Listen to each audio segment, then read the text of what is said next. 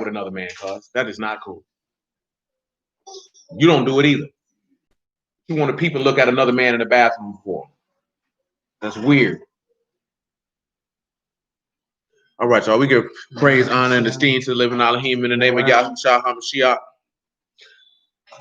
Pick it up in John 5:39. Search the scriptures, for in them you think you have eternal life, and they are they which testify of me. And you will not come to me that you might have life. I receive not honor from men, but I know you, but you have not the love of Elohim in you. I come out of the name, and you receive me not. But another shall come in his own name, him you will receive. How can you believe which receive honor one from another, and not the honor that comes from Elohim? You think that I will accuse you to Abba? There's one that accused you, even Moses, in whom you trust. If you believe Moses, you would have believed me, for he wrote of me. But if you believe not his writings, how should you believe my words? Hey, boy, stop playing in that bathroom. Verse 21 and 19.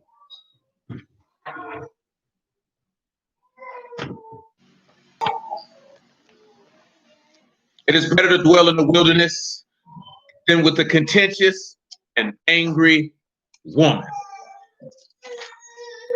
You could go ahead and grab your verse 9 while we're there, and we just, because it's saying the same thing. No, that's Mara in there, man. It is better to dwell in the corner of the housetop than with a brawling woman and a wide house. 9. Let me get brawling for you real quick, like, man.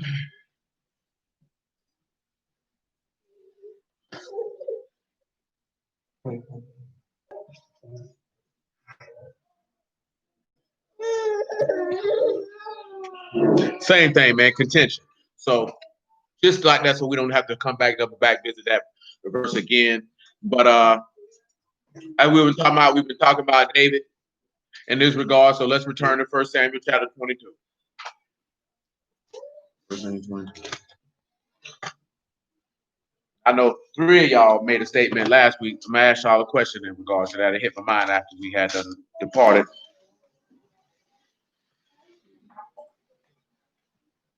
You can pick it up at verse 1 again. Yeah, he in that plan. Here.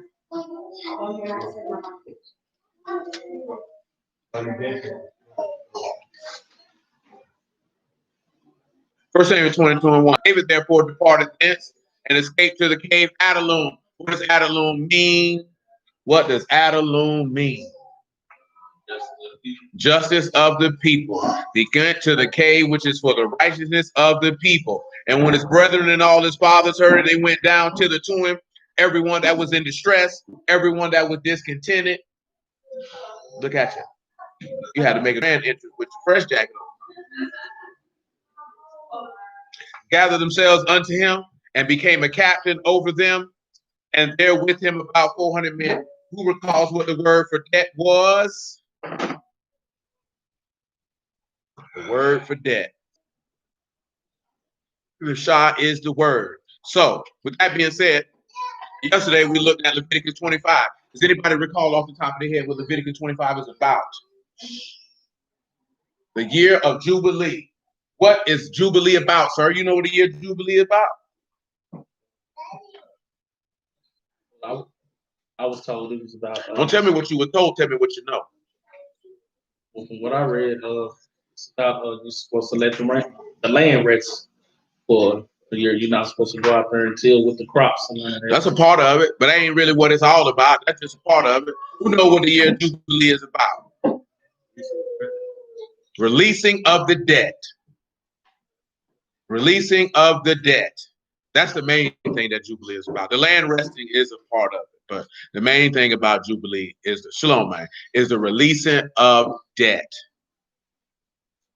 Do you remember what Jubilee spelled out to? Do you remember what it means? Let's deal with that. What does Jubilee mean? A trumpet. So a trumpet is blown for the releasing of a debt. I want you to come over here to Isaiah 27:12.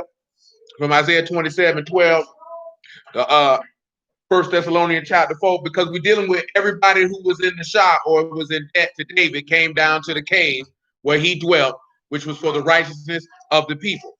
See, you ain't been catching this here, bro. We're not sitting here talking about and just on the surface level of a man not dealing with a contentious and strifeful woman. See, it's very simple and very easy. Common sense tell you that. Leave that whole alone. You know what I'm talking about? But when you look at it text-wise, Saul is representative of a woman, a brawling woman in a wide house, a strife and contentious woman, because he kept strife and contention with David, which caused David to continually go dwell in the wilderness. See, we're looking at this because every time somebody was in contention in the text with exception of the Lord, because the Lord hadn't got it in contention yet, they went and slid and dwelt in the uninhabited place or in the wilderness. Every solitary time. See, now, of course, in this day, we're not even this day and time, even then, you would have to look at what would make a woman full of strife and contention to begin with, and why do people entertain that? Now, see, back then, why did you leave that light on, Jordan? Cut the light on. Now, back then, like I said, man, he tell you there's nothing new under the sun. So a woman's nature has been a woman's nature since the beginning of time. It's not because it's modern times. It's just modern times with just distorted perception. But a woman has always been a woman. It's like a man has always been a man. Nobody's acting any differently now than they acted 4,000 or 5,000 years ago. It just seems that way. You know why it seems that way? Because now, like I mentioned last night, now you can log on any app on your phone and you can have access to thousands, hundreds of thousands, and millions of people that you would have never had access to before 20, 30 years ago. Access to their thoughts, access to their lives, access to every single solitary thing. You know what I'm talking about? You can get on Facebook, you communicate with people that you have never met and that you probably will never see in your entire life. And they share their thoughts. And some people get triggered and upset at the thoughts of people who they don't even know. What's going on here? So, of course, it's just something to think about way out in your brain. But what did I say I was going? Isaiah 27:12. Come on, Snakes and Renee and Muffin Man.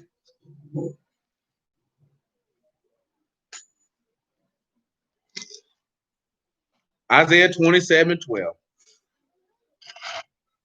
And it shall come to pass in that day that Yahuwah shall beat off from the channel of the river unto the stream of Mizraim, and you shall be gathered one by one, O you sons of Yasharal. Shall come to pass in that day that that great trumpet shall be blown, and they shall come which were ready to perish in the land of Assyria, and the outcasts in the land of Egypt shall worship Yahuwah and the Kadash Mount at Jerusalem. Now pause. He said those that were ready to what? I want you to come over here to Leviticus 26, because that just came to my mind reading that particular passage. It says the same thing in Leviticus 26, if you are not familiar. But if you are familiar, then that's all right. But if not, we're going to look at it again.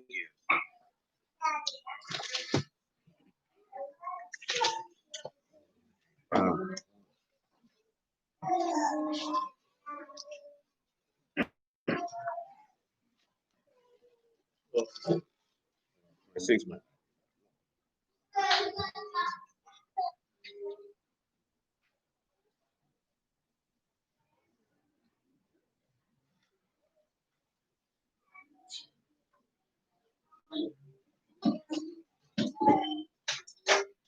I bet it's Deuteronomy 26.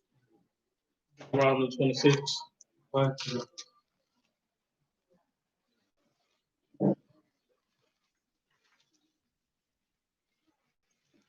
Deuteronomy 26:1. It shall be when you are coming to the land which Yahuwah Elohim give you for an inheritance and possess it and dwell therein. You shall take of the fruit first of all the fruit of the earth, which you shall bring of your land that Yahuwah Elohim give you, and shall put it in a basket, and shall go to the place which Yahuwah Elohim shall choose to place his name there. You shall go unto the priest that shall be in those days, and say unto him, I profess this day unto Yahuwah Elohim that I come unto the country which Yahuwah swear unto our fathers to give us. The priest shall take the basket out of your hand and set it down before the altar of Yahuwah Elohim, and you shall speak and say before Yahuwah Elohim, Assyrian ready to perish was my father. He went down to Mizraim and sojourned there with a few, and became there a nation great mighty and populous. Let me ask you a question. Who is this Syrian that was ready to perish, son?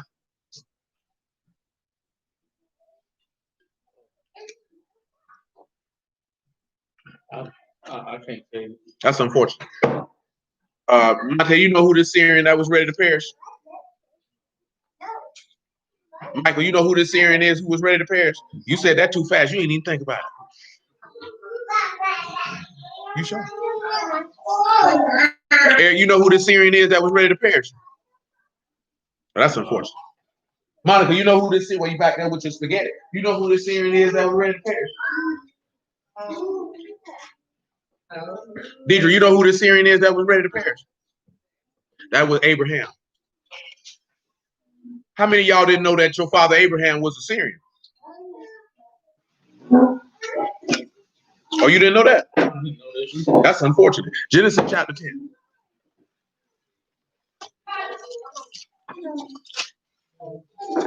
How you ain't know he was a Syrian? Let me ask y'all a question. What was Laban? He was a what? Syrian. And who was Laban?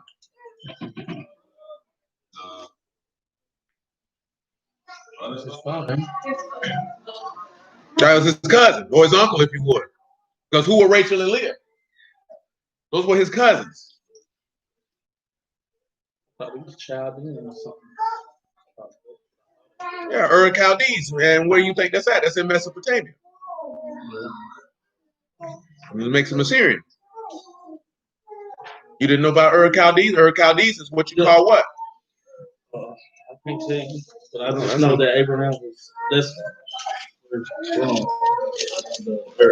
Now I didn't know that Syria was right there. You know, the land of Chaldees. I didn't know that. Do you even know where the Ur Chaldees is? Who in here knows where Ur Chaldees is? That's Babylon, son. That's Babylon. You know where Babylon is, don't you? Yeah. Where is that? Arabia. You sure? Go get the map, this nigga. You got it on the map, that's enough? Yeah. Go get that map over there on the wall, son. Where's that?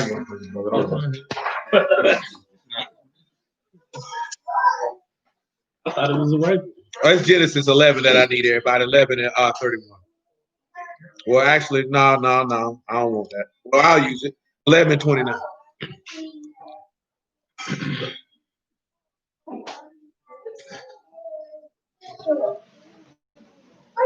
Do you like being disobedient?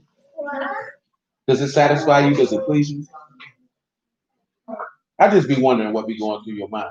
Because you're on the cusp of manhood, son.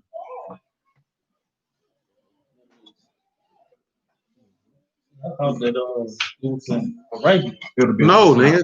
That's Saudi Arabia is not Babylon, son.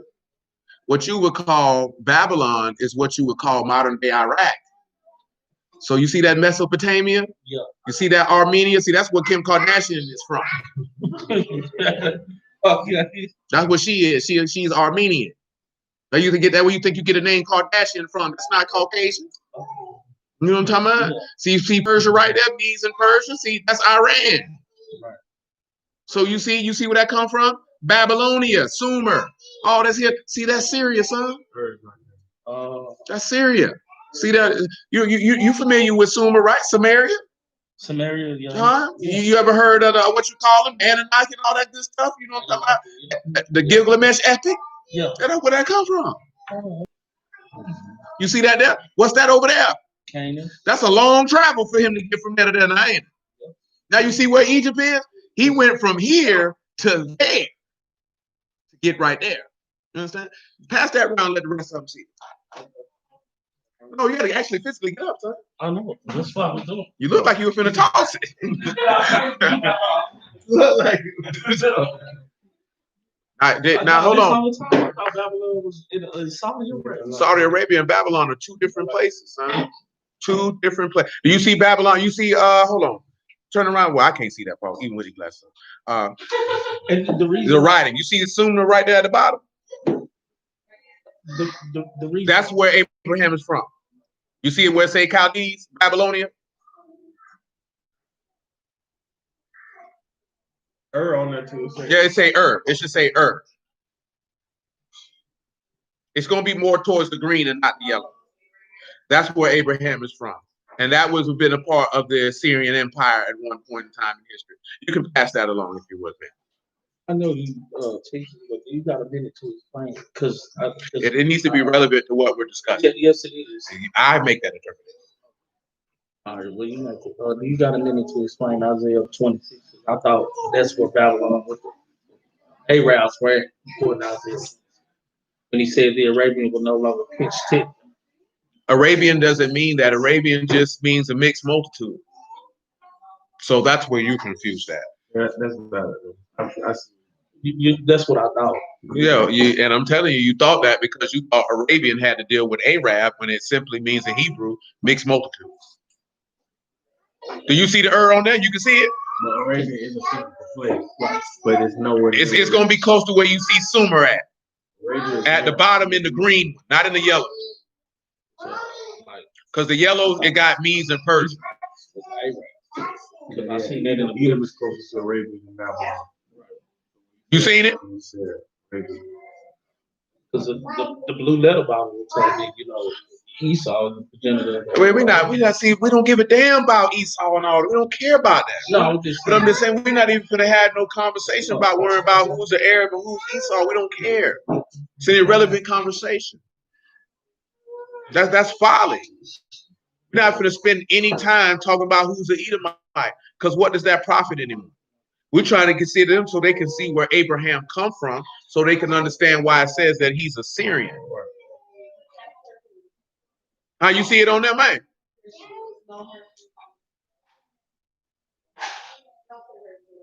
It should say It should be close to where it says Babylonian in the green part of the map, not the yellow. Closest to the Mediterranean Sea.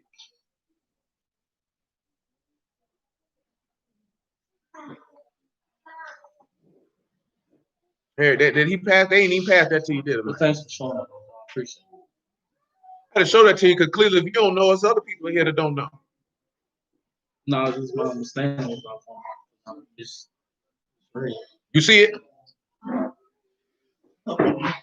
So that's why he say he's a Syrian ready to perish. That's why he's able to be related to Laban, which is why he gave Jacob a specific instruction to marry people of his own family. That's what Isaac told him to do. Let Eric see that. Eric can't see it. Little Muffin ain't see it either.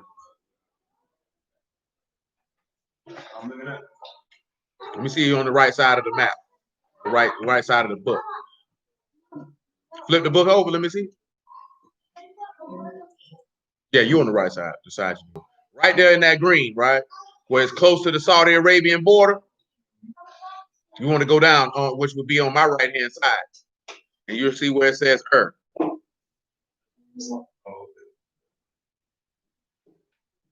If we don't have a current map, you would see Syria is right there. Because Syria borders Saudi Arabia on present-day maps. You know what interesting thing I seen today? That nigga Fidel Castro is on IDMB. That tripped me out. You know what IDMB is? Who don't know what that is? That is a movie website. That nigga's an actor. That nigga was an actor. Of course, why would you know that? That nigga was an actor in the 40s. No, that John just showed nigga doing nothing but old CIA puppet. He was in a movie, wasn't he? He was in a couple movies. He was an extra. How do you know it was him? Shoot, he's listed in the film. Oh. And then you can see him. Like that's Fidel. And then 13 years later, he trying to run a coup. Good old CIA puppet. You don't go from being no actor to no doggone rebel with videos of you with a lay resistance. Look at that junk be phony, man.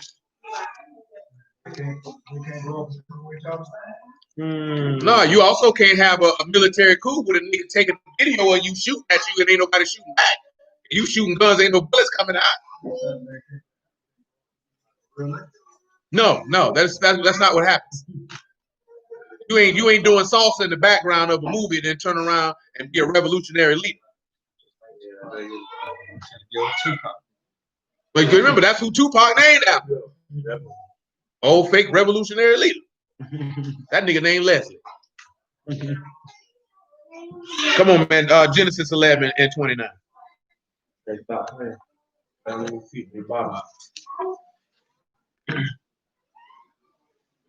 It said Abraham and Nahor took them wives. The name of Abraham's wife was Sarah. The name of Nahor's wife was Milcah, the daughter of Haran, the father of Milcah, and the father of Iscah. But Sarah was barren and she had no child. And Terah took Abram his son, and Lot the son of Haran his son, and Sarah his daughter-in-law, his son's Abram's wife, and they went forth with him from Ur of the Chaldees to go into the land of Canaan. And they dwelt unto Haran, came unto Haran and dwelt there. This is let you know that's where he come from. Back to Deuteronomy 26. So you come from Assyrian, and he was ready to perish. Now there's the question. How was he ready to perish? That's the question.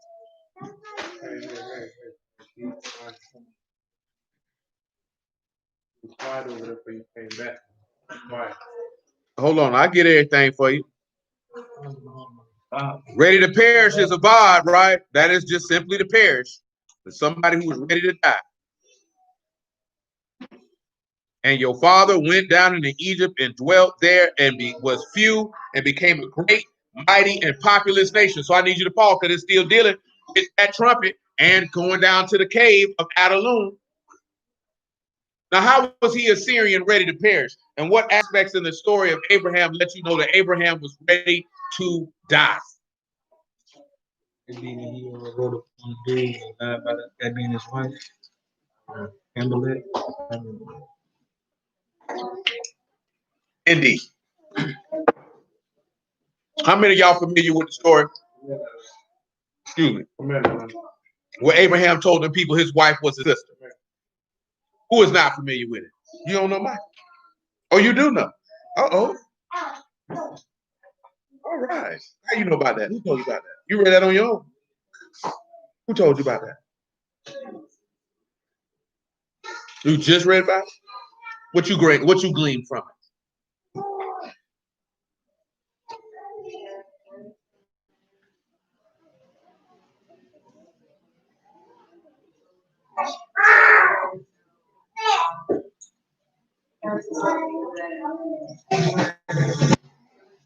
Why he told her that?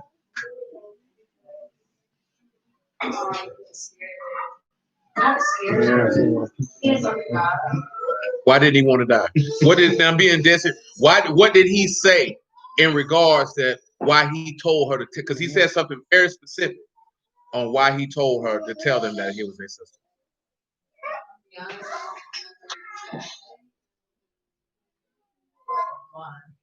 Who knows why? What did he say? Why?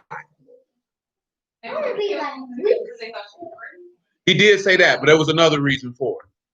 There's another thing that he specifically stated on why. Somebody was gonna try to take their wife. They said she was fair, and that they thought that was his wife that was killed. That's factual. There's something else. You know, he said the reason why he told her that because he said he did not believe that the fear of Elohim was in that place. Yeah. So like I said, and y'all ain't nobody said nothing wrong, but that's the number one reason why he told her that. He said, "Well, I didn't think the fear of God was here, because if he would have felt like the fear of God was there, then he would have told them, that's my wife." He told him. Let's look at that in Genesis chapter 20. Oh, you don't know? Look how she's looking at you. Hey, bro, you tell my business. But in my line, She looking like that. I came all the way over here. This all you had for me. that's how she was looking at you. Genesis chapter 20, right? Pick it up in verse 1.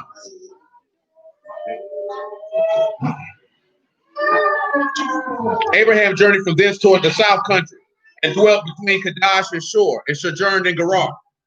Abraham said of Sarah, his wife, "She is my sister." And Amalek, king of Gerar, sent and took Sarah.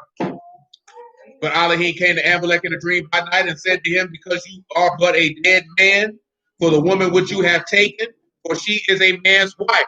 Pause. Now, we've dealt with this many moons ago. Now, Abraham said that that's his sister. He said, who was she not the sister of? No, he said that was my father's sister. It wasn't my mama's sister. Because he'd have been dead wrong if that was his mama's sister. You came out the same womb. So that wasn't culturally accepted back then. You ain't fool nobody came out the same vagina as you. You know what I'm talking about? Because that means you're a little too close. See, you know how they say half sister and half brother. See, they didn't do all that back then. See, not truth be told, if you have a child and you're not married, actually call your child illegitimate. That's the proper term. Niggas say bastard, but you're considered to be an illegitimate child. Let that pause in your mind and understand how harsh of a statement that is. That means your child is not legitimate in the eyesight of man. You know what I'm talking about? That means basically we don't recognize that child. Oh, you've never heard that before? Illegitimate child?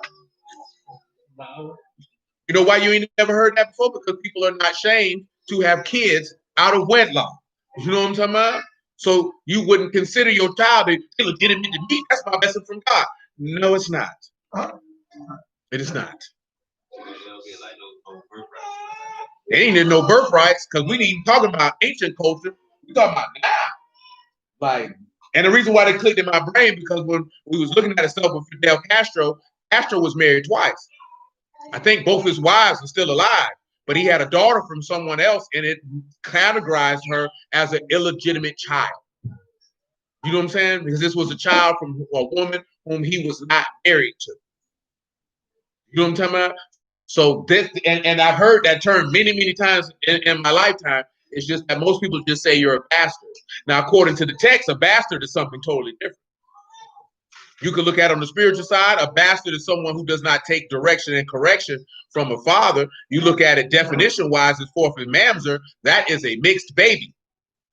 That is a baby whose father is not an Israelite. That means that child is a bastard. You know what I'm talking about? That means a child is illegitimate as far as Yahuwah is concerned, that they have no rights to the covenant or any of the inheritance attached to the covenant. But after a certain period of time, because a bastard can enter into the congregation, my memory serves me correctly, after like 10 generations. You know what I'm saying? Do you know how long that is to go before you can actually be considered a legitimate part to take part of his covenant? 10 generations is a long time. You know, to get to 10 generations, the person who started the first generation is probably not going to be alive. 100 years? That's almost 100 years. That depends how fruitful people are. You know what I'm saying? Indeed. And the new generation every 40 years? The new generation is every time a child is born. See, like, he's one generation. Muffin Man's a generation. Then you got to wait for Muffin Man to get older, him to have a baby, his child to get older, if the Lord bless him with a son, and he have a son, and so on forth and down the line. See, you get the number 10 from him. 10, I mean that's 9 sets of offspring that got to come from him to get to 10 generations. That's a long time, boy.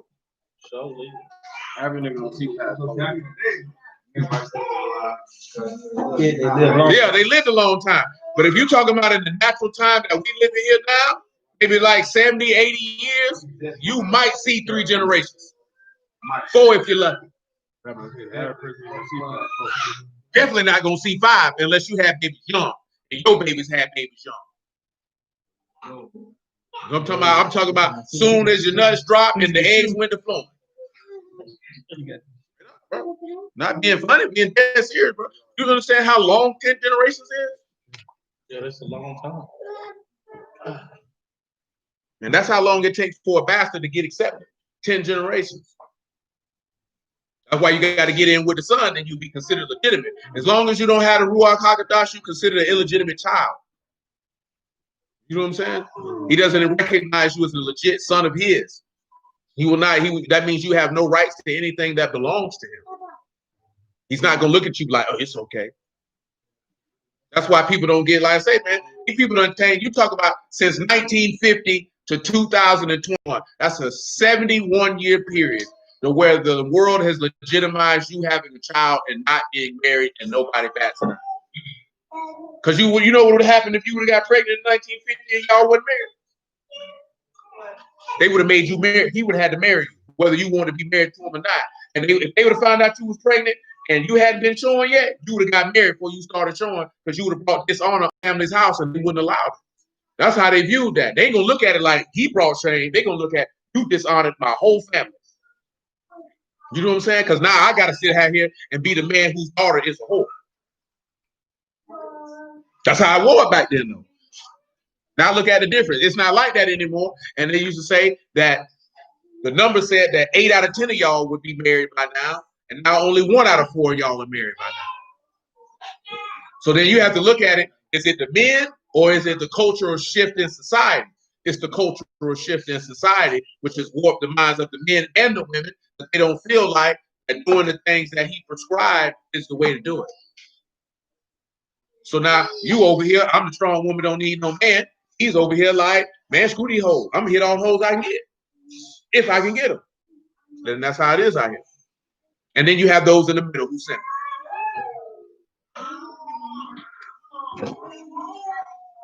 Oh yeah, Kira said her great grandma had to drop out of school when she got pregnant. They played them games like that in the 50s. You wasn't popping up pregnant. You know what I'm saying? You wasn't popping up pregnant. Ain't think you wasn't gonna get married.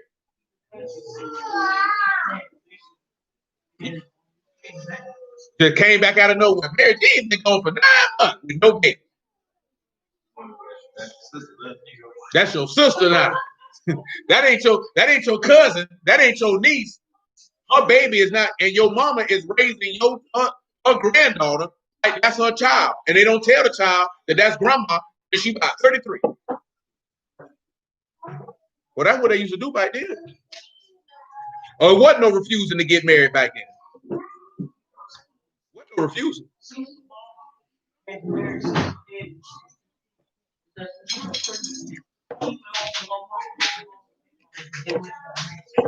Yeah, they ain't play them games. That's how people got married to people they ain't like, talking about why their grandma and granddaddy stayed together so long. And that's what they did. I was hunting when I wasn't supposed to. Now I got to marry a nigga I don't even like. And then it was just honorable. Yeah, that's the honorable thing to do. You want to whip your meat out, go ahead and whip this marriage license out. My uncle told me he used to go around with me. The father of that woman would go to that man with a gun and say, "You gotta marry my." I mean, that's TV stuff. But Kira say her auntie raised her grandma's son, and he didn't find out that his auntie wasn't his mama till he was in his 20s. See, now it don't even matter. That happened to you, granddad? My mama, her sister had a jet early, but she had to take the jet like it was hers, so she was already married. She was already married to my great granddad. Already married. You just pop up with a whole baby. Don't know you pregnant. But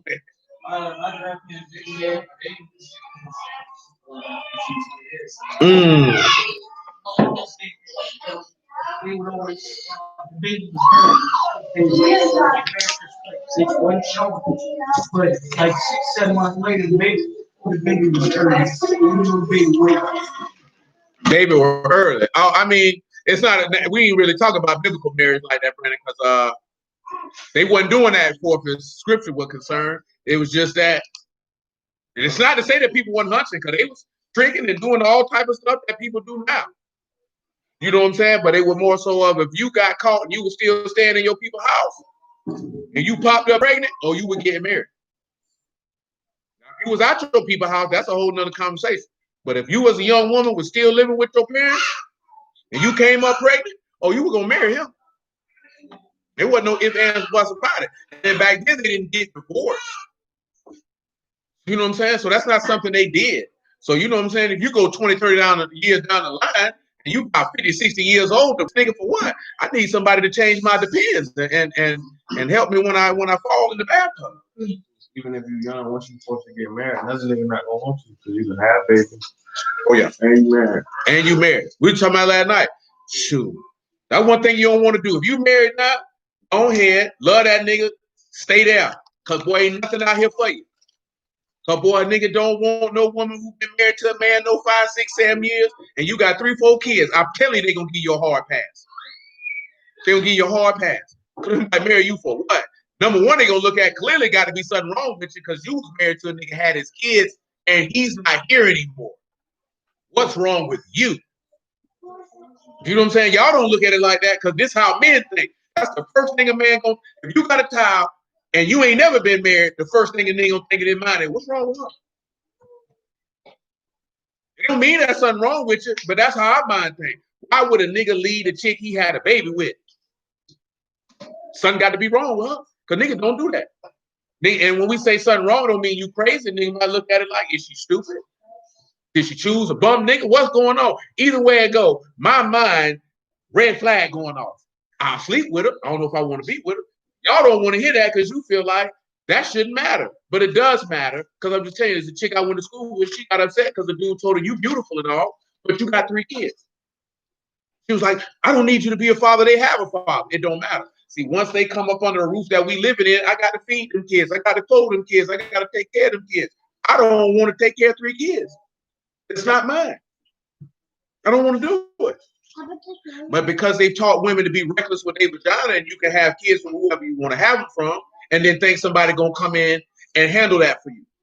But a lot of women, they get divorced and they leave a dude when they should have just stayed with their husband. Cause I promise to you, whether you in the word or not, when you step out here, man, well, ain't nothing out here for you. It's ugly. It's ugly out here. It's ugly out here. Ain't nothing shaking. Ain't nothing popping. You know what I'm saying? If you ain't at the top of the food chain, it's for us getting something to quality. Nah, something to quality. Oh, it's ugly out here. You don't want no parts of it. Genesis chapter 20. That's what and I'm not talking about. Now, like I say, right? It's ugly if you in the world. It's even worse talking about dealing with the word, because there's so few people that do it. You know what I'm saying? And even some of them are full of crap. As forth as you want somebody that's of high quality. See, we were talking about it last night too. Because that brother be talking about that a lot, and that's accurate. You know, white women and other races of women don't trip on their man if they make more money than him. They don't do none of that. They don't look at him. He's less than a man. Oh, bust behind nigga. I pay all these bills. They don't do that. Look how you looking. Shoot, I will. But black women be quick to do that. If she make more money than him, she feel like I don't got to listen to him. I don't got to submit to him. I ain't got to do nothing. Other races of women don't do that. And you know why they don't do that? Why do you think they don't do that? Because they respect their man. But why they? That's not the point. For you to respect the man, how did they get to that point to respect the man? Where did that come from? You have to answer that. Shawty, why you think them white women and them Asian women don't do that? And they were instructed by a man. You know what the main thing they was instructed to? To get them a husband and love their husband and cherish their husband, and not to put resources above having honor and respect for their husband. See, you were taught that resources were more important than the man. So you tied your level of respect to that man to the level of resources he can bring. And if he can't bring a certain amount of resources, then you're not going to respect it.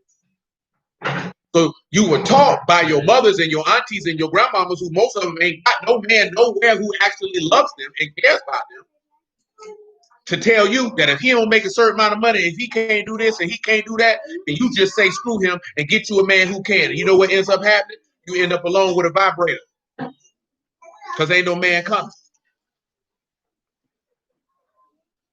Being dead serious. Because we talk about it. Niggas don't make money like that. Do y'all realize that the average person in America, considering the cost of goods and services, is actually in poverty? I don't know if y'all read that article I put in that chat where they say, boy, that Jacksonville is one of the highest ranking cities in the United States for having financially distressed people. So that means it's a lot of people here who are broke. I just asked. All I do is ask. You too old for that statement. I just asked. No. The reason why that's frustrating, I'm trying to explain why that's frustrating. You're a 32-year-old man.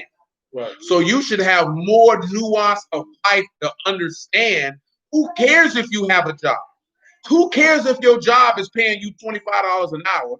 You work 40 hours a week. What is that? $800, roughly about $1,000 a week. But your expenses are high to live, not your discretionary income.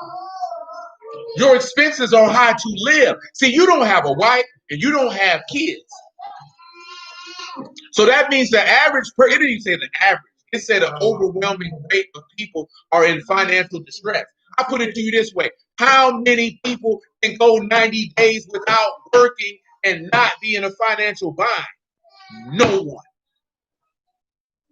You know how many people in America can literally say, I don't got to work for 90 days and it doesn't matter? That means no income coming in for 90 days. And all your bills get paid. It's not very many people who can do that, and that does not put them in a stressful situation financially. You know what I'm talking about? It's not many people who can do that. So you walking around and you looking at a dude feel like he ought to do this, that, and the third. Well, other races of people, they understand that. You see them white women, they go to work, they will be mad. I got to go home and cook for my husband and this, that, and the third. They'd be glad to cook for their husband after they don't work all day. Ain't got no problem with it. They gonna be like, nah, I gotta work. I ain't gotta cook. I ain't gotta clean. I work. All women are only women who do that, and the feminists. And you know who the feminists are? That's the return of the ugly hoes from high school. That's the women who couldn't get no man. You don't notice every woman who's a feminist is highly unattractive? You ain't never paid attention to that? Every woman I see in a feminist is highly unattractive or overweight. Bottom line, you ain't never seen no attractive woman be no feminist.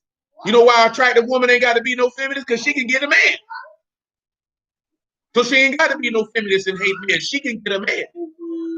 The women who look like, you know what I'm talking about, the backside of a hemorrhoid, they can't get no man. Come on, man. Genesis chapter 20. 20 and 4. Look at you. Look at you. Look at you.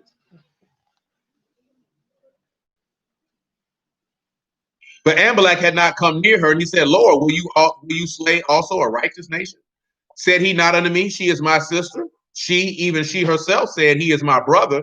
In the integrity of my heart and the innocency of my hands have I done this. Elohim said unto him in a dream, yeah, I know you did it in the integrity of your heart. For I also withheld you from sinning against me. Therefore suffered I you not to touch her. Now therefore restore the man his wife, for he is a prophet. He shall pray for you, and you shall live. If you restore her not, know you that you shall surely die, you and all that are yours. See, pause, right? We're going to take this in a different aspect, right? Did Amalek give her back? Yeah. But he said if you didn't give her back, what was he going to do? Kill everybody. Now, Tavon just mentioned that the average person in America doesn't even have $1,000 in their savings account. And that is accurate. That is accurate. The average person. Not the outliers, because somebody goes, I got $1,000, but you're not the average person. The average person don't have $1,000 to their name. Average person is living paycheck to paycheck. Yes. You know what I'm saying? In general. Like we didn't already talk about that, man. As far as people making 100 racks and above, shoot, screw 100 racks. People making millions. Well, that's 1%. Don't you know niggas wouldn't even be talking no trash about how much money niggas make if there wasn't no rappers or athletes? And most of them rappers ain't got no money. You know what I'm saying? Most of them ain't got no money. I be seeing them with the money phone. Especially with no COVID, they can't do no show. Them niggas broke.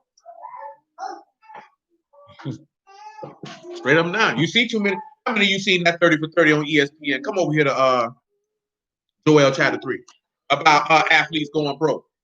Because you know they tell you he made $40 million. What they don't tell you is if you made $40 million in a year, it's really 20. Because Uncle Sam taking half.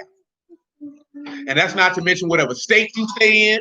And of course, baseball, basketball, football players, they get paid game checks. So they get taxed based on the state that they were in when they were paid, and whatever local applicable taxes are taken out for whatever municipality you playing in. Because I done read stories about players don't like to play in Boston because Boston has a tax for playing in the city. So if you get paid playing against the Red Sox or playing against the Bruins or playing against the Patriots, you get taxed again. On top of getting taxed for being in Massachusetts. So you don't get taxed. So that means like NFL, you get taxed 8 times for playing in a different state. If you play for the Jaguars, now you stay in Florida, you don't get taxed. Now just imagine if you play in California. State income tax rate in California is 13.3%. Nigga couldn't pay me to live in California. You know what I'm saying? at all. For what? They're restrictive. The taxes are too high. It's ridiculous. Stay there for what? You couldn't pay me to live in New York City. It's ridiculous. You're going to be giving all your money away.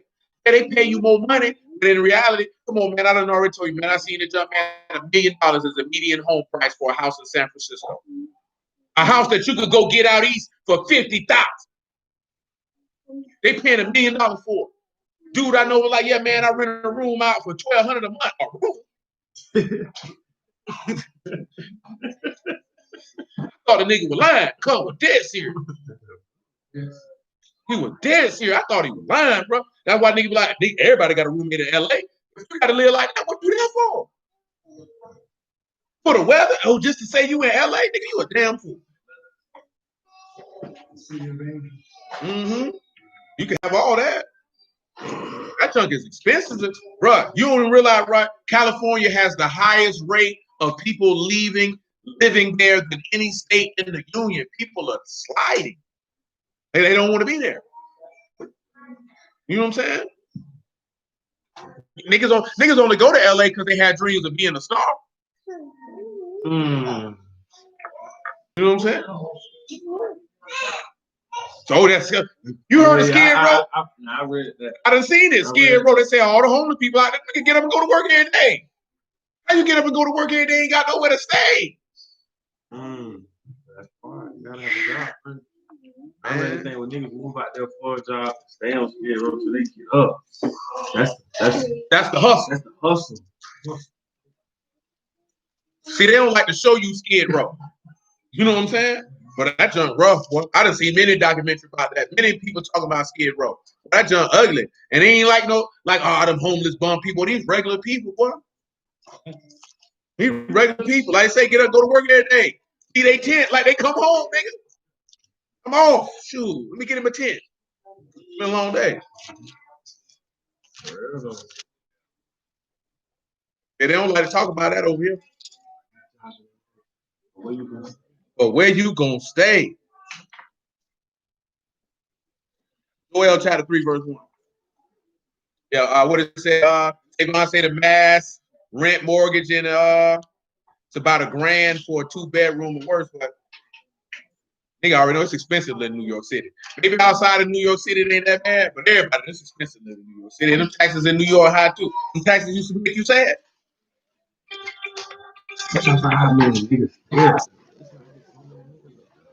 People say they have to work 2 jobs just to live out there. I mean, they're gonna pay you more money. Same way in LA, they're gonna pay you more money, but it's equivalent to somebody here who makes $10, $12, $14 an hour for you to do the same work to match the cost of living. You know what I'm saying? So you somebody like, why get a job in New York? Why make $30 an hour? Yeah, nigga, but you stay in a matchbox that you're paying $1,500 for. You don't hear about niggas in Florida living in no studio apartment. Then it came point, houses you can get more house in Georgia for your money than you can here, and the cost of living here ain't even that high in comparison. But you go to Miami, cost of living in Miami is 2 to 3 times higher than what it is in Niceville. Everybody moving to Jersey and working. Yeah, it's cheaper to live in Jersey. They take the train like about 30 minutes. Shoot, I don't blame them. And I ain't got to live with all you stinking niggas on top of each other. No, man, up all that. Man, they get you to put the glitz in the glamour. It's New York City. It's LA. Your booty been punched open, boy. It done abused you. Where that come from? Because they raping you. They raping you records like the Locks had on the CD long time ago. They raping you. They raping you for the status of saying that you live in this great metropolitan area that seems to be so desirable. They're raping you because you giving all your money away just to survive. Not thrive, but survive. Like you say, you can take that same bread somewhere else and be very comfortable. And be very, very comfortable. Because as a brother always go about, right, if only 10% of men make 100 blacks, and then only 8% of black people make that money, come on, bro, somebody lying. That means all these niggas out here talking about they balling, boy, and they doing this, that, and the third. Well, everybody ain't, somebody lying. Somebody lying. Yeah, he said that's the same thing for Columbia, the capital, so they're going to tax a little more than they do Charleston. It's just the reality. Well, you're gonna see this time period like here, because a lot of people are nervous that Joe Biden gonna shut the country down again when he get inaugurated. And if he do, boy, you're gonna see, boy, a lot of niggas is broke. See, it's one thing like this here now. It's not one thing if you broke, but if you were flogging like you had it, or you gonna expose. Because most of us know, like I said, you have to tell your children all the time because you know they trying to think you're rich. You got the money. Ooh. You know why they feel that way? Because every time they look up, there's a plague. They ain't never worried about no fresh shoes. They ain't never had nobody come knock on the door and say you were big to get out. They don't know about none of that. You know what I'm talking about? All they know is, shoot, what I want, it pop up. Shoot, I know daddy got it. He looking at him, shoot, got what? Got milk? Nigga, I ain't got nothing. You know what I'm talking about? You know, it's real out here. And like I say, on y'all end, it's even realer because y'all wives don't work. If it was any other race of people or dealing with people who wasn't in the work, and like one of these women be going to work, it wouldn't even be no thought or option of you not going to work. You would have to. And y'all would be complaining about, I gotta go to job. He ain't no man. I gotta go to that white woman, go work 30 hours with pride. Maybe here it go. Get the help you need, but we got a lot of turn in here. I gotta take them to ballet class. Those white women don't complain. They don't complain at all. You know what I'm talking about? Shoot, that's what I need to do. That's what I need to do. That's what I signed up for. Because y'all already know that. How many women you know stay at home? Got a whole bunch of children. None. So that lets you know y'all the anomaly. Y'all to thank the Lord. Because if it wasn't for the Lord, y'all need to be at work. Straight up. Right now. You know what I'm saying? We both talking here. You dropping off to my mama's house or your mama's house? I don't get off till 3:30. That's real. Straight up. This might sound funny, but it's real though. Straight up now. Dude, Mom Duke still out here getting it. None don't stop. It's real out here. But in y'all mind, you be like, shh, I gotta work. But you don't know no women who stay at home wives. That's the funny part. Black women turn their nose up by going to work. Don't know no stay at home. Your mama wasn't one. Your grandma wasn't one. Your aunties ain't there. None of your cousins is. All y'all got to go work. I see you. Joel 3-1. You playing? You playing? You playing? It said, behold, in those days and in that time will I bring again the captivity of Yehuda and Jerusalem. I will also gather all nations and will bring them down to the valley of Jehoshaphat and will plead with them there for my people and for my inheritance, Yasharal, whom you have scattered among the nations, a part of my land. So pause. You look at Yahuwah doing what? Pleading with him for his inheritance. Did he not in regards to Amalek and Sarah? Same type of scenario. And they've cast lots for my people. They've given a boy for a harlot, sold a girl for wine that they might drink. Yea, whatever you do with me, O Tyre and Zidon and all the coasts of Palestine, will you render me a recompense? And if you recompense me swiftly and speedily, I will return your recompense upon your own head. Because you have taken my silver and gold and carried into your temple my goodly pleasant things. The sons of Yehuda and the sons of Jerusalem have you sold unto the Grecians, that you might remove them far from their border. Behold, I will raise them out of the place whither you have sold them, and return your recompense upon your own head. See, it's not what I was saying in my head, man. In regards, he said, I asked you to let them go, and he said you would not let them go. That's what came in my mind. That's not it. That's $600 is a joke, but it is what it is. And I told you that he planned on giving you another 2 racks. You get $2,600 out of it. And they also say they're giving away $284 billion for small businesses after they gave about a good $600-700 billion the last time. But in this regard, we're looking at what he told Amalek. If you wouldn't let her go, he would do what? He would destroy you. But you're looking at it in the aspect of Satan is faced with that choice. Now, how was Satan faced with the choice of if he took you captive and not letting you go? Matter of fact, let me ask you this here, and this is relation to Yahusha. How did Satan take you captive? How was Satan able to take you captive?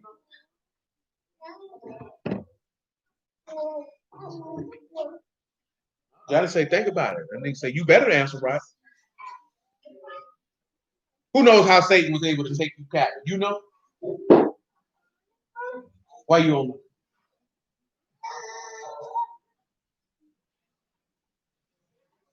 on? That's fine. So like, Oh, he gave you that?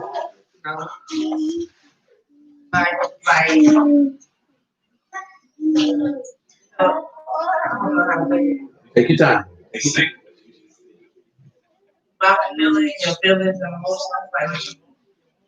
Certain extent, I mentioned it last night. He that commits sin is the servant of sin. You know what I'm talking about? As simple as that. You really sell yourself into captivity. You really sell yourself into bondage to him. He don't really come and get you. But now, of course, it tells you, and Paul wrote that certain men come through and take silly women captive who are laden with what? Diverse lusts. So your point with that is what really allows you to sell yourself into captivity is the leaning towards your emotions and your lusts. I wouldn't even say emotions, just your desires, because lust can be construed to sexual lust or just emotions, period. See, when you're dealing with the adversary, that's why I told you that last night. The adversary loves to create chaos and confusion because it keeps you in an emotional state. An emotional state keeps you in debt. You'll never be free because you'll always be a slave to those emotions. And when you're a slave to those emotions, then he can control you. You know what I'm saying? You're much easily controlled when you're in an emotional state and when you're in a rational, logical state. That's why in this time period of society, women seek to make men to be emotional for them to control them. That's why they say, open up to me, be vulnerable, and all this other stuff, because then you're emotional. And once you're emotional, she can control you. Once she controls you, you are no longer a man. You have been neutered or spayed, whichever the one it is for a man, and it's over. Snip, snip. Been neutered. It's over with. She done cut your balls out. That's why a lot of women, I'm talking about just how society is crafted. It's not the fault of a woman, it's in her nature. She feels inferior to you. So she wants to make you her equal. The only way that you can be her equal is to think like she thinks. If you remain logic and reason, then you're not her equal. She knows that you're superior to her because she does not lead on her logic off top. You understand? She doesn't lean on that off top. So if she doesn't lean on that off top, then she's looking at you like, that's why they say, well, why is it a double standard? See, there's no such thing as a double standard. See, that's a part of English lexicon that needs to be eliminated. Everybody has a standard according to their role. You can't say, like somebody says it's a double standard for white people. It's not a double standard. It's their country. You can't expect to be on the same level as somebody with something that doesn't belong to you. You know how you can say that? Because you're not going to go do what you do in your house, what you would do in somebody else's house, and say it's a double standard because they don't let you do it. That's their house. You know how we know this? Because what did Allah say happened when they came into the land in 2 Kings 17? What happened? They started getting killed. He said they didn't know the manner of the law or the God of the land. He sent lions there to destroy them. Because what you do where you stay at, you're not going to do it here. That's not a double standard. The standard is the standard. A woman can't do what a man does. A man is not supposed to do what a woman does. They're supposed to do what they're supposed to do. See, that's what's the word I'm looking for? Progressive. The progressive liberal ideology that makes you think that's because if everything is equal around the board, then a woman shouldn't have no problem taking care of no man and not catch no attitude. A woman should be willing to pick up a pistol and shoot somebody for the defense of her man. She should not expect a man to protect her. A man should have an expectation for a woman to protect him. But let people tell it that's a double standard, is it not? But it's not a double standard if you want equality. See, if you want everything to be equal, then you have to take everything being equal. If you don't want everything to be equal, then you have to have the standard. See, you can't have a standard when it suits you. See, that is hypocrisy at its finest. You understand what I'm saying? Back to Genesis, Deuteronomy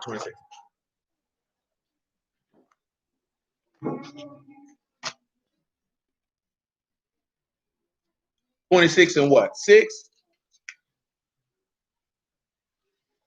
Now, I think I mentioned it the other day in the book of Job. I think Job 29, right? It says just being ready to perish. Of course, you know that Yahushua was ready to perish from his youth up.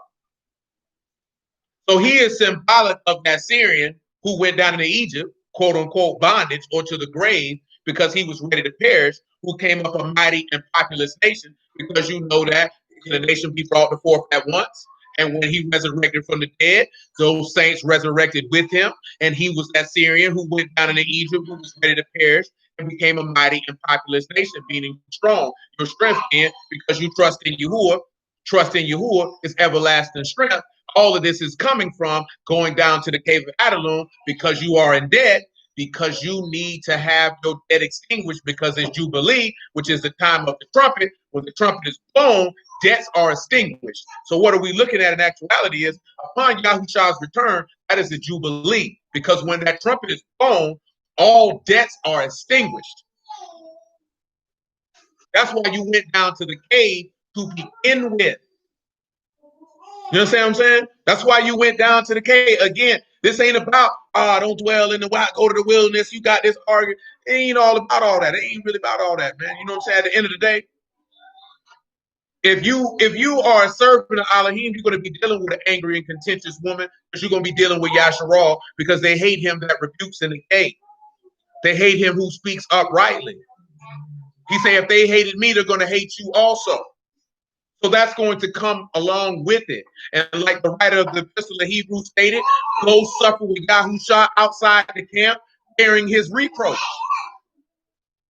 You have to be willing to bear that dishonor. It's the same token what I told you, young lady, when I asked y'all certain stuff. I asked you stuff how I asked you because that's what your daddy was supposed to do.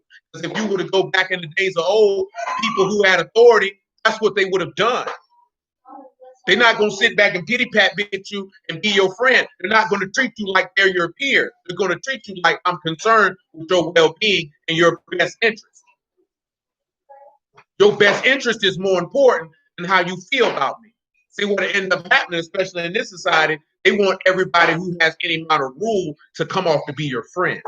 That's why people grow up and they raise their kids. That's my best friend. I wouldn't dare look at my child and say he's my best. Nigga, I'm not your friend. I'm your father. We'll never be friends. I'm going to be your father and you're going to be my son. I'm going to love you.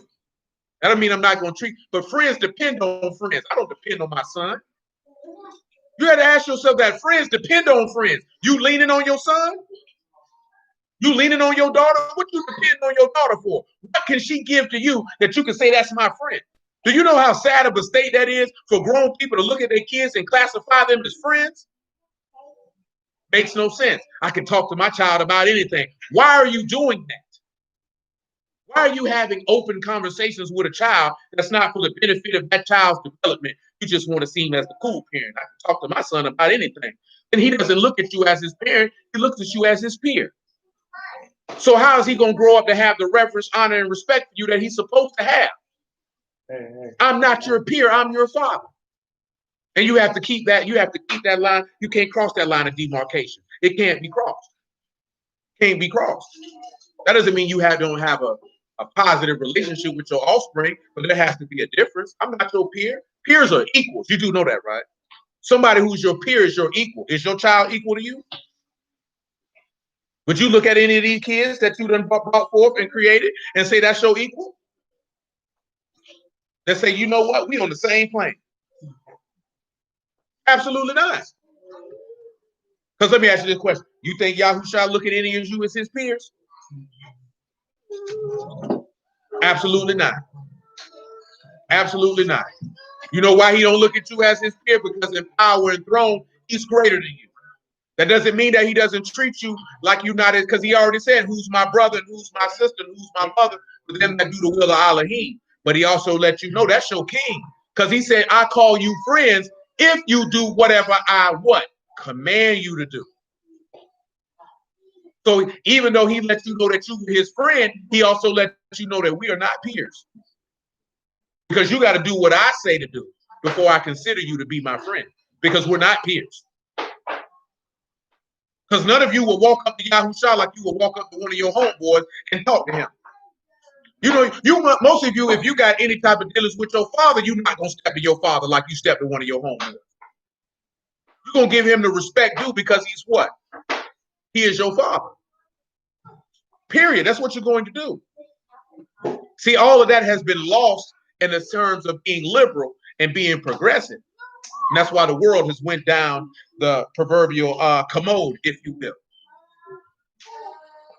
Hey, what y'all over there doing? You look like you know you doing something you ain't supposed to. Are you doing something you ain't supposed to? Then what you over there doing?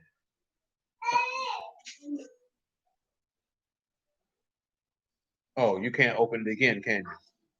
You like some assistance, wouldn't you? Do you know what assistance means? That means you'd like some help. So you like some help. So why didn't you just ask for some help? Yes, clearly.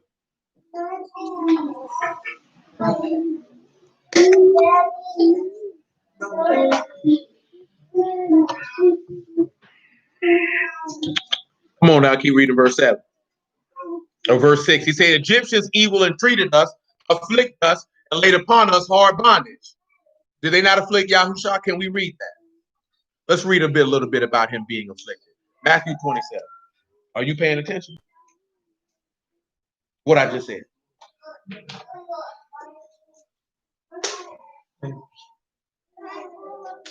So you weren't paying attention. Keep your head uncovered while this word comes out. You understand?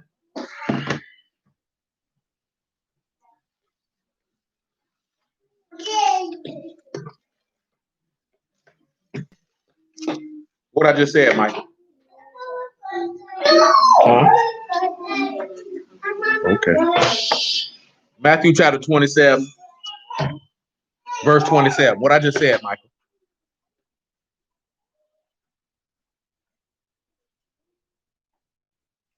I just said Matthew 27 and 27. Do you know how to read it? Because if you do, you need to get your Bible and you need to follow along.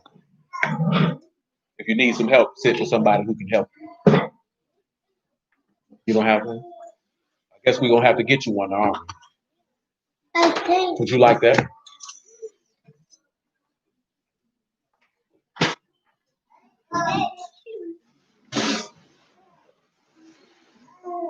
Normandy and Foray are closed for police activity.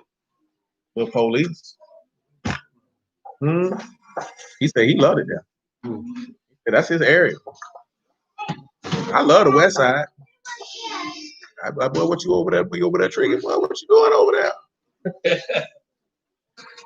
Hey, Johnny, could you do me a favor? Hand me that Cafe Rose. It was a text talking about. They met up. They met up. Who said that? They met up. They met up. They met up. Thank you, good sir. Who said it? Go ahead. Who said it? I'm gonna move out there now. Oh, it's not. It's pure love. Little rose. No, little blood on. Little rose. Winner edition. Matthew 27, children, y'all tap it too loud for my taste. Oh, sorry, Joy, you over there playing? No. Matthew 27. 27. You playing too, Renee? What about you, Tubby? What about you, Muffin? How about you close your legs and fix your clothing? Aren't you a lady? Carry yourself like one.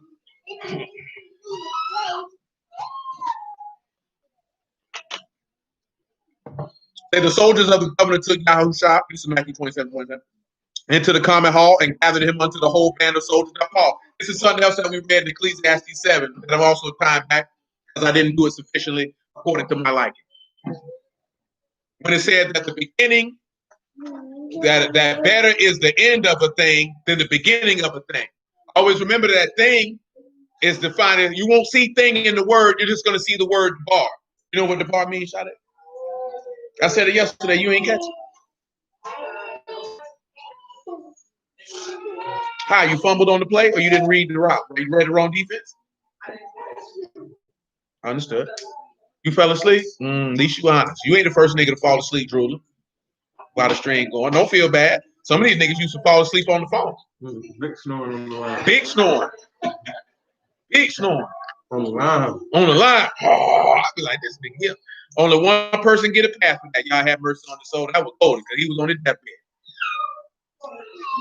That's how much he loved the word. That man was on his deathbed. He literally died the next day. Literally, trumpets, 2015, literally died the next day.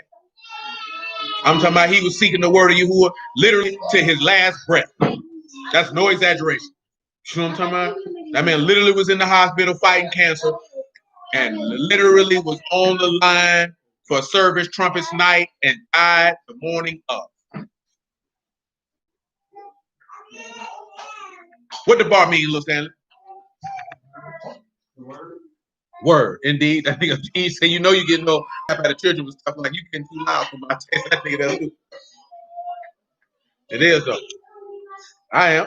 I ain't gonna lie to you. So he say, better is the end of the word than the beginning of the word. So of course we know the beginning of the word telling us of the come of Mashiach, but we're looking at what we get at the end, which is the Syrian who was ready to perish, who was afflicted and oppressed. And again, we're talking about the blowing of a trumpet. Everybody that was in debt, who came down to the cave, which was for the justice of the people. See, we might spend a couple weeks on dealing with this cave because I got a lot of things for it. And I'm just taking my time. And they stripped him and put on him a scarlet robe. And when they planted a crown of thorns on his thorns, they put it upon his head, a reed in his right hand. They bowed the knee before him, mocked him, saying, "Hail, Malach of the Yahudim." They spit on him, took a reed, smote him on the head. After that, they mocked him. Let me ask you this here. After when the scribes was interrogating him, don't use that to wipe your feet, baby. You put that on your head. Now you're gonna have toe jams in your scalp. You want toe jams in your scalp? No? You sure? Matthew chapter 26, right? Come over here and look at it. Look what they did to him. When they asked him who he was, what did he tell them? He said, you'll see the Son of Man coming on the clouds of heaven, right? What they did to him after that? Slapped him around, spit in his face, nailed him to a tree, things of that sort. That show affliction and oppression. I seen a young lady today, right? Let me ask y'all this question right here, man. How many, and this is a specific question for those people who it fits. If your father was not actively involved in your upbringing, and then he came after you had come of age and began to tell you not to do certain things, how would you feel about it? Because I'm mentioning this because I seen a young woman say her daddy was not involved. He came when she was older. Because her point, the dude was talking to the woman, the point of is that a lot of women make bad choices in men only because they didn't want to listen to their father when their father told them to leave that man alone. Then when they didn't leave that man alone, they want to blame everybody else but themselves. So her point, what she was stating is that she didn't realize till later. She looked at it as when her daddy told her, like, yeah, you need to leave that nigga alone. You need to leave this nigga alone, that he was trying to control her. He felt like the counsel and wisdom that he was giving was control. So that's why I'm asking this question. Do you feel like when a man gives you counsel and wisdom and direction that you feel like he's trying to control you? Do you feel like that? Not your dad? Or you like your dad? How much you like your daddy? You hold your daddy in high regard. Why you hold your daddy in high regard?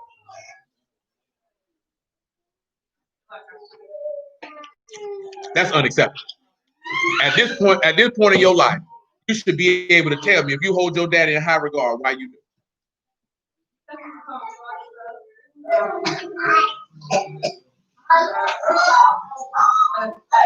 You don't know how to explain it. What your daddy done for you to make you look at him and say, that's my daddy, and it makes you feel good to say that's your dad? In what capacity? The reason why I say in what capacity, because I know people whose daddy was there, but they would have been better off if they weren't there.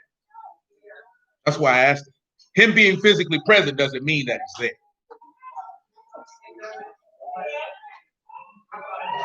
What's the greatest thing your daddy ever taught you?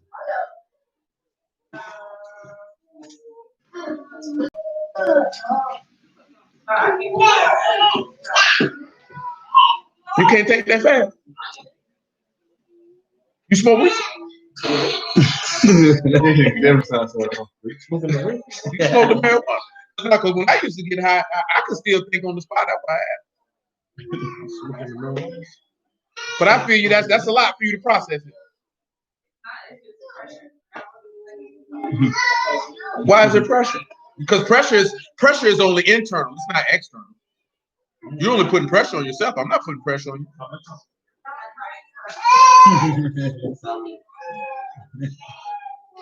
Who else had their dad and they hold him in high regard? Male or female? Don't make no difference. I know you do. Why you hold your dad in high regard? How is he great? Because saying parents will like spend a lot of time together, or like had conversations, said things, say outside of that. And every time I need What's the greatest thing your dad ever taught you? the greatest thing that was taught me. Greatest thing he ever taught you. Let's see what you got. That make you feel good. That make you happy. They do though. You should have heard the white lady who described it. That make you happy. No, I'm asking because I know that throw y'all. What's the greatest thing your dad ever taught you? That make you happy. What is that? It's cologne. Huh?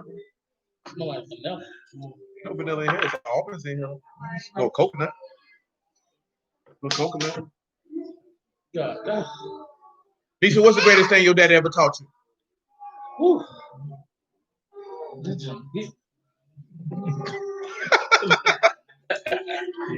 White, what's the greatest thing your dad ever taught you? And it's your collection.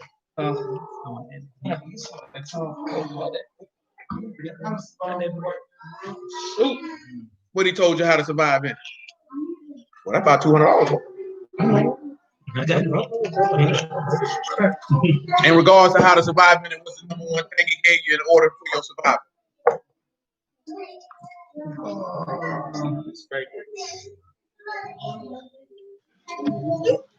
Kira said the number one thing her father taught her was to not do crack.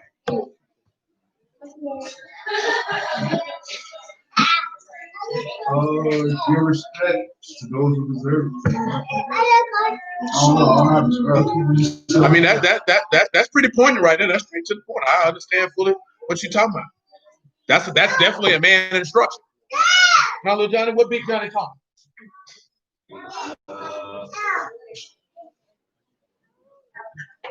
He told me, niggas gonna hate. You know what I mean? Well, your dad ain't tell you that. Yeah, That man ain't. I know he don't talk like that. niggas gonna hate. You gotta just like that. Huh? No, I'm like, see, I ain't saying that daddy ain't say that. I just know Pops ain't coming. You know, boy, you know niggas gonna hate, boy. I'm from New York, man. Yeah, you right. You right. So you right. So you right. So you right. That boy from Harlem. He definitely said that. He definitely said that. He definitely said that. That boy from Harlem. He definitely said that. My dad, believe it or not, Nah, believe it or not, my dad told me handle your responsibility is business before pleasure. And you ain't listening. I ain't listening. No, Well, you ain't asking that. No, because that's a strong. That's some real man thing he told him. Yeah. And you disregard. Why did you disregard it? I ain't being funny. Like, I'm just saying it because if he you didn't do it. I respect. Because I respect. Because he didn't give you that example. I can't say nothing about that. I can't say nothing, and I should have known that off the top when I asked you that. But I respect that, bro. Ain't nothing I can say about that. I definitely respect what you told me. He ain't told you nothing wrong, but he told you something wrong because he didn't manifest that in his life. So you looking at, yeah, you told me that. But I don't see you do that, so I'm finna go do what you over here doing. I'm finna put pleasure before business. I can't shoot. I can see why that's stunted your development. Jessica say her mama left her daddy when she was 3. Watch it. That sounds like something Richard say. My granddaddy told me, screw a nigga. Nah, in regards, if they stupid. He was like, screw them. I never forget that. I forgot who Carl was sitting there and they said, screw him. They want to argue, screw him. They want to get screwed. I'll never forget that one. That's exciting words. You know what I'm talking about? When I got older and seen Bernie Mac say they don't like your effort, that's what it reminded me of, because that's literally how he was in the car talking. The reason why I asked that there because we're looking at Abraham, who is our father. And of course, everything that we do is, remember what the law say, and he would know that he would teach his household justice and judgment. Everything that we have from our Elohim descends from one man. You know what I'm saying? The ability to look at your father in a particular fashion is what allows you to govern your life in a particular way off the things that he has taught you. Oh, what's the best thing your daddy taught you?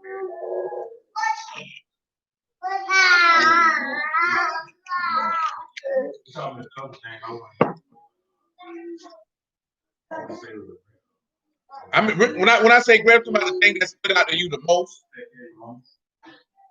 oh man, that's horrible. That's not horrible for you. That's horrible for him to tell you that. But that's not your responsibility. That was his responsibility. Basically, he telling you to be your mama's second husband when he should have told you that. Because as a young man, that's a lot of pressure. To tell a young man, take care of your mama, and that's not your. That's one thing. That's what you got your own son now. You know what I'm saying? That's why I say that's awful, because that's how young black men are trained to do what? Take care of mama, get mama out of jams, always come through for mama. Oh no, mama need her own husband. Right or wrong? Huh? Mama need to be happy too, Jody. Huh? What your daddy told you there that you can recall?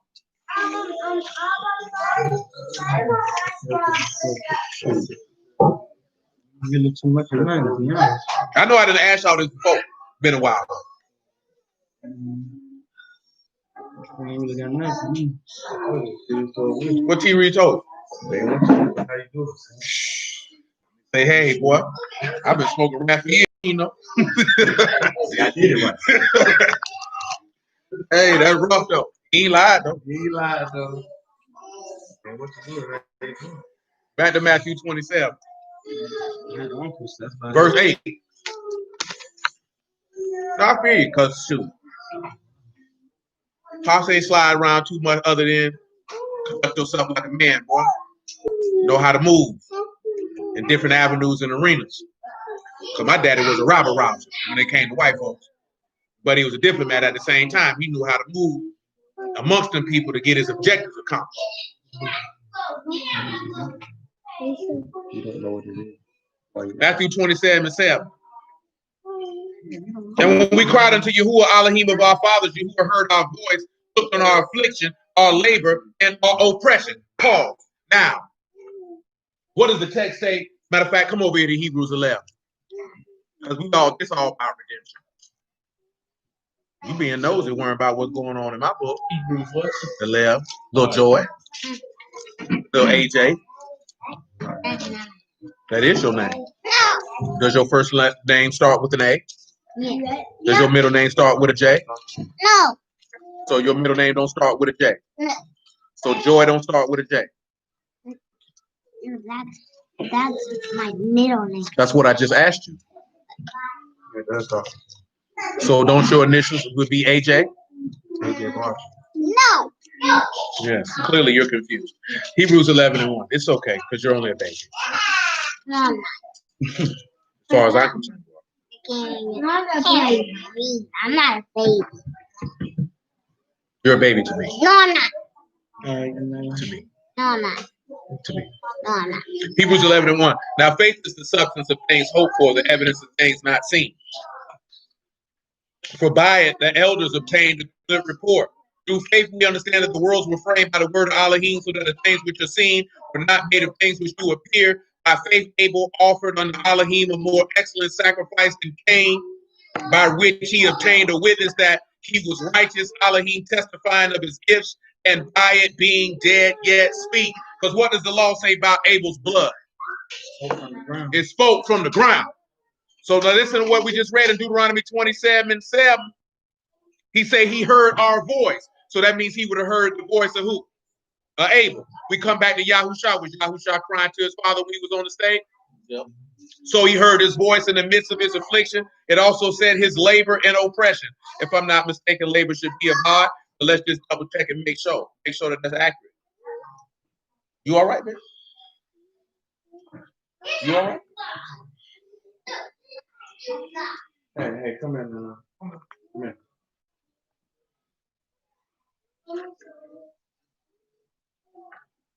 I told you. Go in there with your mother. Go in there with your mother.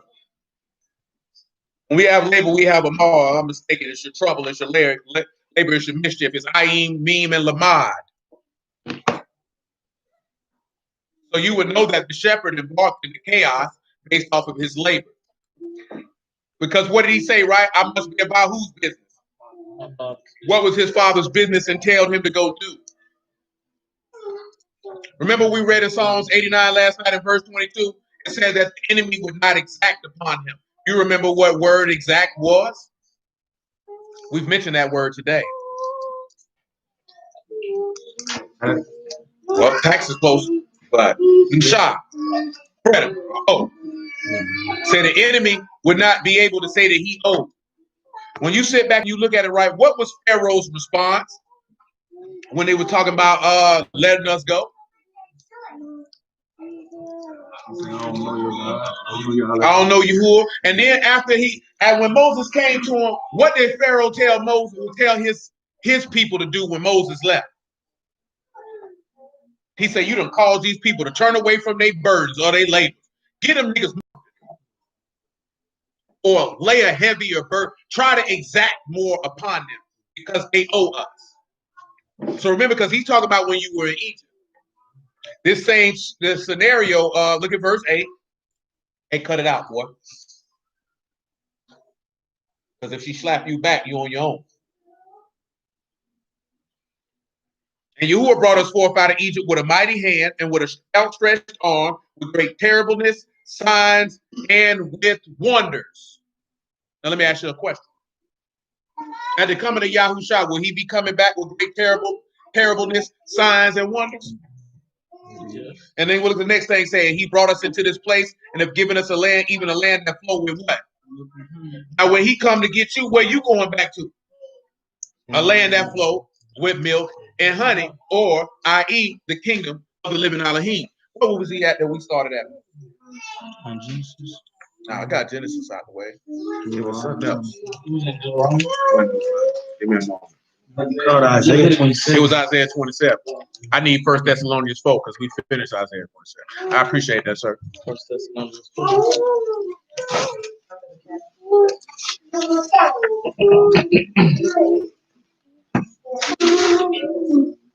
First Thessalonians 4 and 13.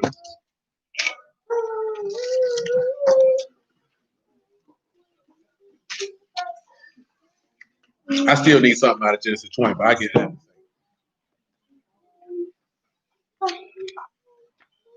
Now let me reread that Isaiah 27:13. That's what came to my mind.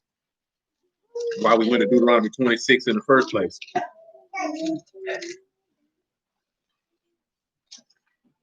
Remember what he said, right? That the great trumpet shall blow, and they shall come which were ready to perish in the land of the Syrians. And Abraham was a Syrian who was what? Ready to perish. So you sit back and you look at this here, right? How would you define what type of man Abraham was? First thing that you would define him as, by definition, is that he was a nomad. And that he was a stranger in the land of promise and dwelt there. Also that he was a killer, a stone cold killer, a warrior, if you will.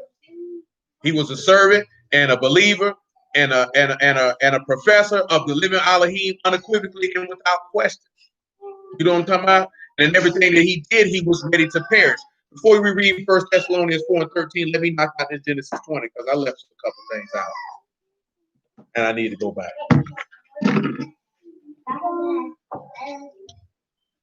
20 and 9. Genesis 20 and 9, sir. Hey. You don't like Evian. You don't even know what Evian is. I'm not doing it. You don't like Evian. What is Evian? What? What? What? What? Hey, let me tell you something. If somebody's not talking to you, keep your mouth closed. It's rude and it's not acceptable for a young woman to do such a thing. Very unattractive.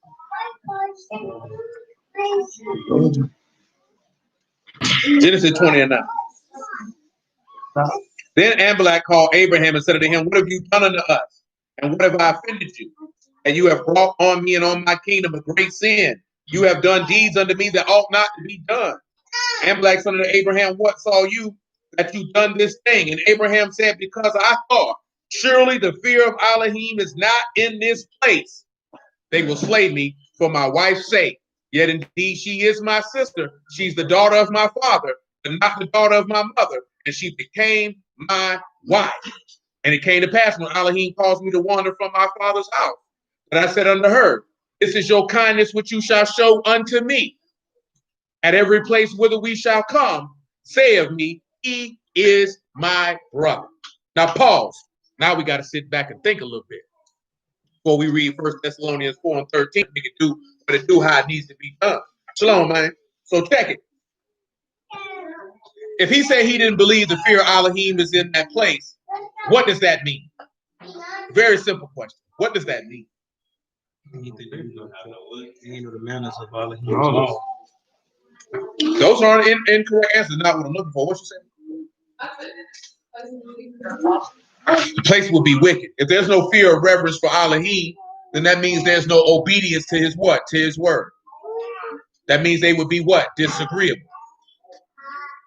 Which means they would do what? That they would commit adultery. They would sleep with another man's wife. Matter of fact, to keep it in plainest terms so we can keep it, full of David. Will you ride a Hittite? Take a man's wife and slay him. But notice what he said after this here. This is what I want you to take on in verse 13. This is my kindness when we go into a place, every place where you come, say, he is my brother. What can you ascertain? What can you pull from that? He said, this is your kindness to me. Tell him I'm your brother. Everywhere we go. I'll give you a moment. You need a moment to think. Oh, you got a Black Panther shirt on? Oh, so you like demons. You heard what I said. I was not aware. No, you seem to be perplexed. Are you amazed at what I said? Why are you amazed? Do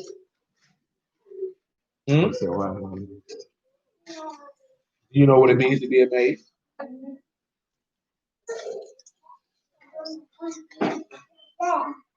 Okay.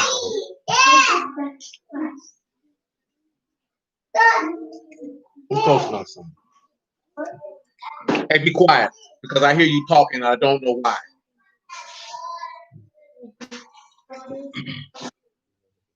Of course, you know kindness is kased. So this is the goodness and the faithfulness that you're going to show to your husband. By telling people your husband is your what? Brother. So what does that mean?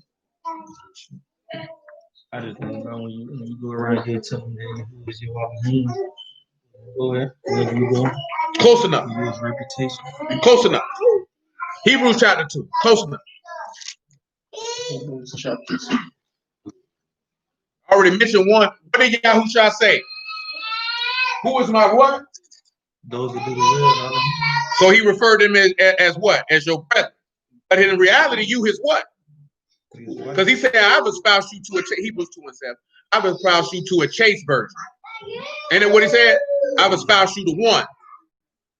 Because let me ask y'all this question. It's not Yasharal, Yahusha's sister and wife.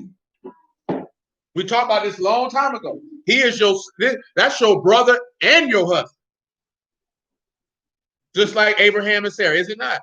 And what does Sarah's name mean? I did talk to y'all about this a couple weeks ago. Princess. You can't be, and if Sarah means princess and you representative of Sarah, matter of fact, Paul, Isaiah chapter 50. before I read this Hebrew too.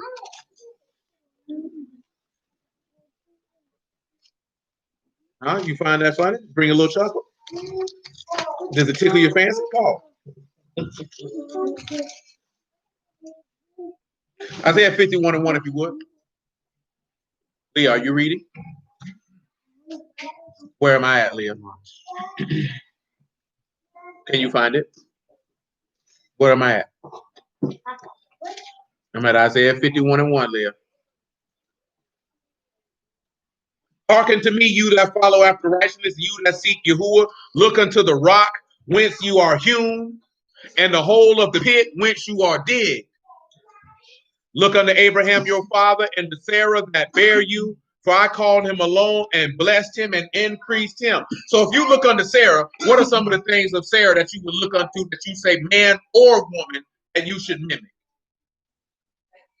Faith, I will allow it. Patience, what patience did Sarah exude? Because the faith one is easy.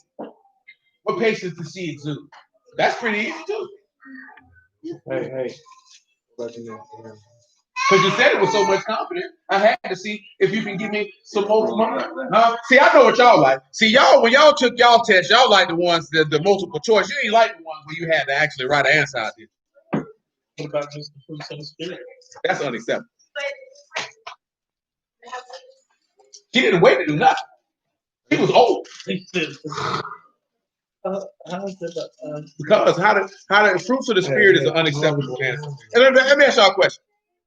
Explain to him. I'm not being funny. Being serious. Explain to him why we saying what attributes did Sarah exude that fruits of the spirit is an unacceptable answer. Who can tell him why that's not an acceptable answer? It's not a direct answer, and it's too broad. Too broad, not direct. Hey, come so that you know what that answer would really do? Matter of fact, not even an answer. If you were talking to someone and you told them that would minister more questions than your answer would actually satisfy. That's why. See, when I say answers are unacceptable, I'm not saying your answer is unacceptable because it's wrong. I'm saying that because if you had to tell it to another person, that's not going to be acceptable explanation for them to gain understanding. I'm not seeking for you to answer it to satisfy me. I'm seeking you to answer it if you had to explain it to someone else. Because you got to be able, according to Isaiah 8:13, be able to properly explain the hope that you actually possess. And if you can only give generalized and broad questions, why would anybody, why would anybody want to believe what it is that you believe when you can't even properly convey it? You know what I'm saying? It's impossible. And why was Sarah faithful? Fruits of the Spirit. Number one, I don't even know what fruits of the Spirit are. How do they manifest? How do they come about? How does she manifest them? What are they? That's why I say that's unacceptable. Not because the answer is wrong, but that leads to a lot of different questions. Because how do the fruits come? Well, you need the seed. Well, what is the seed? That's the word. The word got to be planted in the good ground. The person got to hear the word and do it. That means they got to believe it. And then because they believed it, then they can manifest joy. You see the joy once she had Isaac. Then you can see the love. Because she loved Abraham, she reverenced and honored her husband enough to call him Lord. You know what's funny? Because there's a brother I know who posted this here, right? You know where the word sir come from? Sir. Sin is supposed to come from slave. Absolutely not. It comes from sire. The word sire. You know what somebody calls somebody a sire? You know what that is? Like they reverencing them as like. No, that's an actual station in office. Who knows what a sire is? When somebody says yes, sire. Oh no, not in the army. It's British.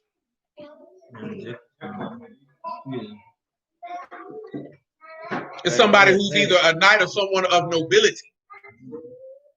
But let's get the direct thing.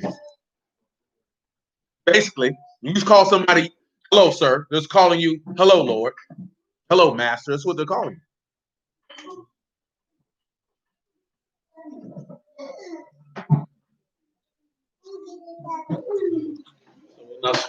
I didn't say that. Look, jump to conclusions, huh? Been words in his mouth. I understand. Sire is a respectful form of address of someone of high social status, especially a king. Now, when you sire someone, that's making them one sire, and someone is you a pimp. Draw from that what you make. And usually with animals, that's for breeding. But yeah, that's what that is, man. You call somebody sir, you calling somebody a king or someone of high, They didn't walk around in ancient times calling everybody sir. Yes, sire. You ain't never seen no movies with a king and somebody come in there and say yes, sire. Yeah. That's where the word sir comes from. Especially on the anime. Especially on the anime, you look like a nigga who watch anime. Any of y'all watch anime like you do? Oh, you drop your head and you watch it. Anime. In your past life, you said that joint like you 60. A lot of that stuff. Look at that, it's long. I used to watch Dragon Ball Z. Dragon Ball. Don't get that nigga started. Come on with it. That boy ready to go. And Naruto. Shoot. That boy ready to go. I can sit there and watch that for hours. Come on over here to Hebrews 2 and 7 now. It ain't right. I just take it for what it is. Entertainment. It's entertainment. That's what they want you to take it as. I ain't even trying to look deep into it. Some stuff you ain't got to look deep into. That y'all playing. Like I wasn't looking deep into Black Panther, but we definitely walked in there and was like, well, good Lord, they worshiping here. That wasn't nothing like, oh, I got to look at this and break this down. Nigga, they put it in my face.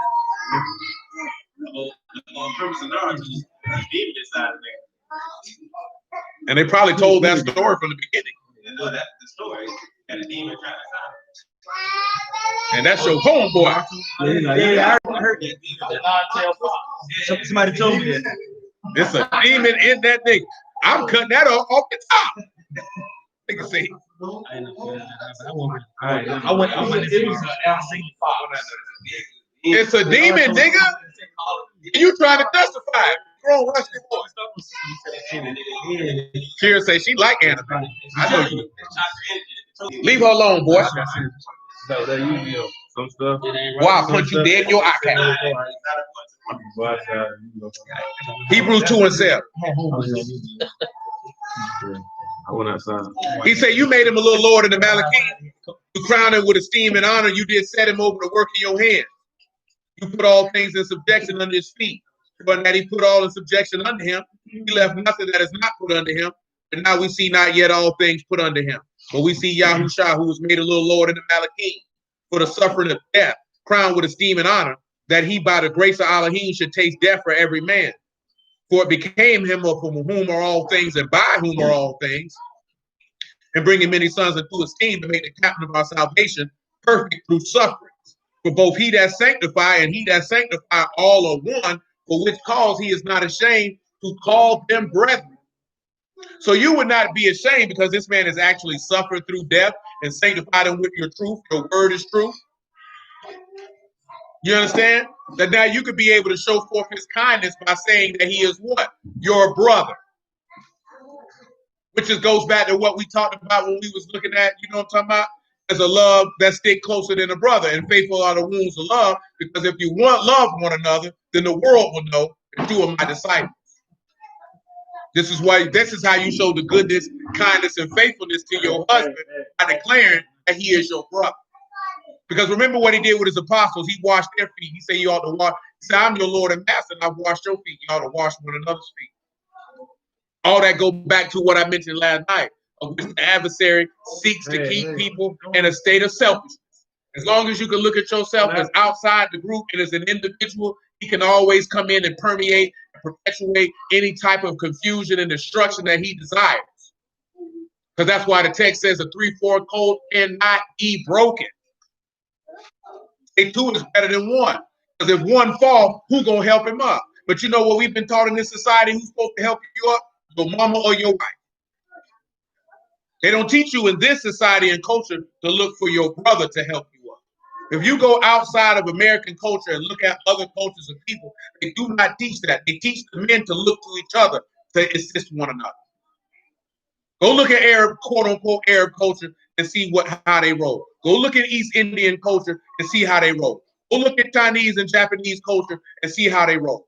You can even look at certain aspects of European culture. None of them teach men to look to their woman or their wife to help them when they fall. That's the last person they can have run across their mind. That's only in America. That's only in, and the wild part about it is all those cultures that are mentioned, they all worship the feminine principle. So it's not like these people worship the masculine principle in those countries. They all worship the feminine principle. But they don't teach their men in their cultures that when things get rough, lean on your mama or your woman. Because what they tell you in America, your wife should be your best friend. You're lying to me. Why wouldn't she be your best friend? So when war pop off, you're going to look to your woman to hold you down? You're going to hand her the AK-47 and say, baby, we got to kill them niggas? Because when bodies get to dropping, that's the last place a woman want to be. How many of y'all want to be on the battlefield when bullets is flying? How many of y'all want to, nigga, men don't want to be on the battlefield when he's standing right there and he see his homeboy head get knocked off and his head burst like a watermelon. You gonna be able to take that if bullets was flying and you see the man standing next to you, head explode? Or is you gonna be like, oh, they killed him, and start crying and want to hold him, or you gonna keep on shooting?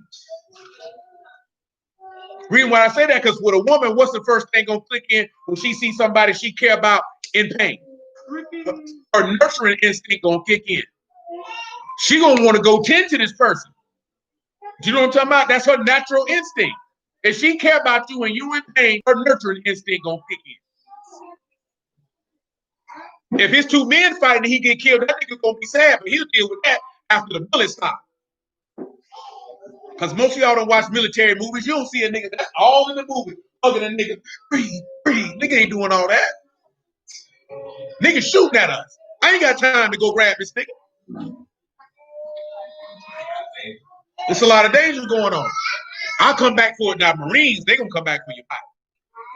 Because they're not gonna, huh? Yeah, most of them. Some of them might leave you there. That's why I say some of them might leave you there, because some of them gonna be cowards and leave you there.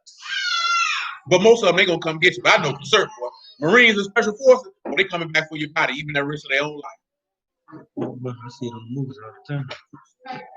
Shoot, I've been told by niggas who was in it, coming back for you. Like they say, you gotta have a proper funeral. You gotta have a body. But you know them crackers be lying, because they sent back plenty of caskets with no bodies in them. Cold casket. We got cold casket. That do happen, but a lot of times they would send it. A lot of times they would send it back empty caskets. They ain't had a boy body. I mean, to your point, they take advantage of the fact that nigga is so messed up. It is a closed casket and not sending them. That's what he said. No, they do both. They do both. They take advantage of it. Because they know they're not gonna leave nobody. He was obliterated. Yeah. Empty casket. Empty casket. Go back and look. Friendly fire. They want to take about friendly fire. I know they got hit with a heart. They don't want to say nothing about friendly fire though. Oh, I know they sent back a lot of empty caskets.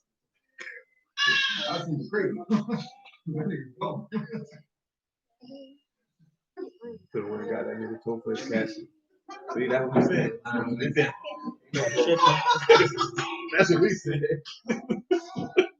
What? Don't tell me. That's John Ugly, man.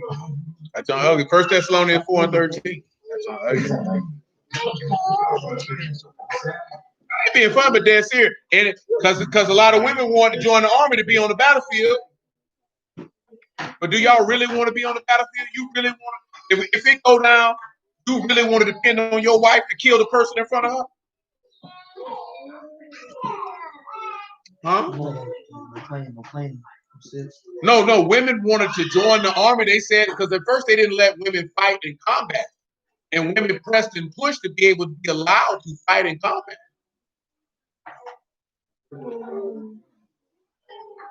And again, that's the equality thing. So don't come back home talking about treat you like a lady, and you've been around here killing it. Treat you like no lady. You're a man, ma'am. Like a soldier. Treat you like a soldier. Treat you like a soldier. I'm not lighting your cigarette if you smoke. You know the movie. He had a long clip out of his mouth. They can take a slip. You know what I'm talking about? You don't get no booty rubs, none of that. No massages, no nothing. You're a whole man.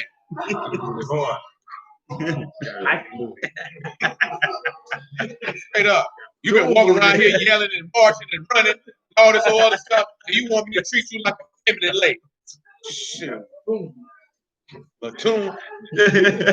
That, you know the one I ain't gonna lie to you.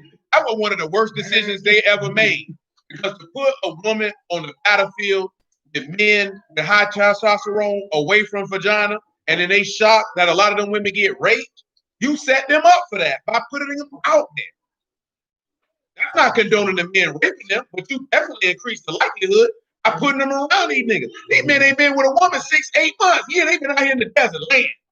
Now here you come. Straight up and down. He amped up, he backed up, he filled with rage. Now he take this out on this woman. You done put this woman in a situation that's not going to be beneficial for her to prove equality. And again, that's not to condone the man for raping, because they should have had enough self-restraint. And nigga, that's not what you supposed to do. You go scream AWOL. Scream, and nah, what they do, they cover that junk up. That's why a lot of them girl murders and rapes don't get solved. They do. They cover that junk up like it ain't happened. But you put, when I say you, I'm talking about the United States military. You put them women in harm's way. They did. That's how they feel. That's why they cover it up. Unfortunately. Hope you knocked with your fist.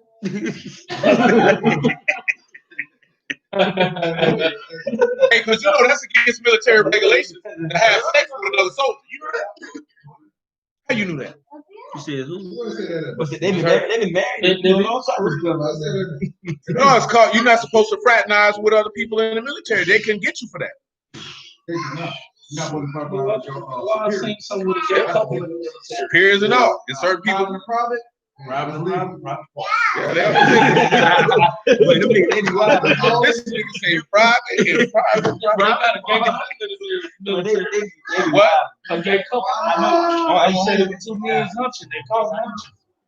I mean, it used to be illegal to be a homosexual in the military. Until Bill Clinton came, he came with don't ask, don't tell. We ain't gonna ask if you a punk, don't tell me if you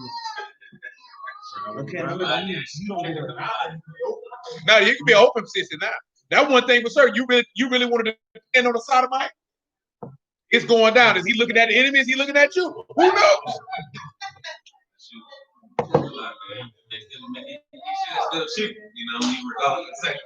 I don't care nothing about it. Boy, I don't want to stand close to no man who can penetrate. I can't trust that man with my life. You can't touch it. Shoot, so okay, but I definitely ain't trusting no sodomite.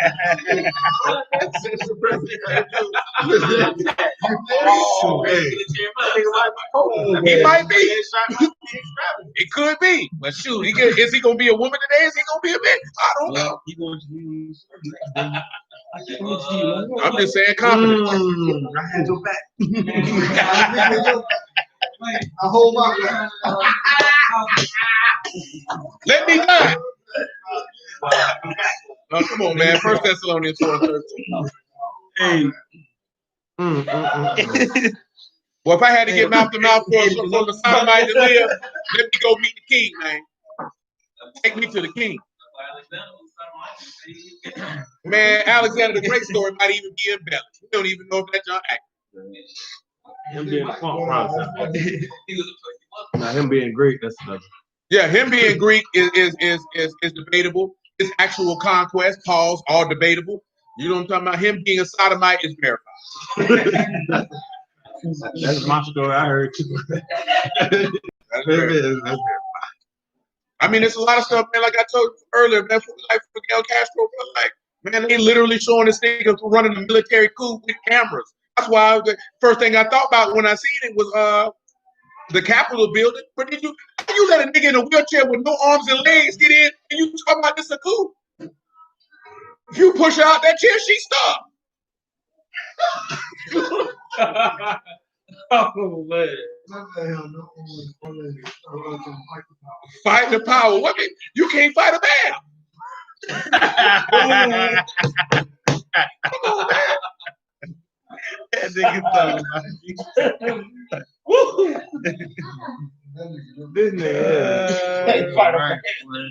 Well, you see them people they let it out. Well, you can tell them niggas signed up at the lab. But did you see all the people they let in there talk about an insurrection and a sedation? How you having a military coup with no guns? You can't overthrow a government with hillbillies.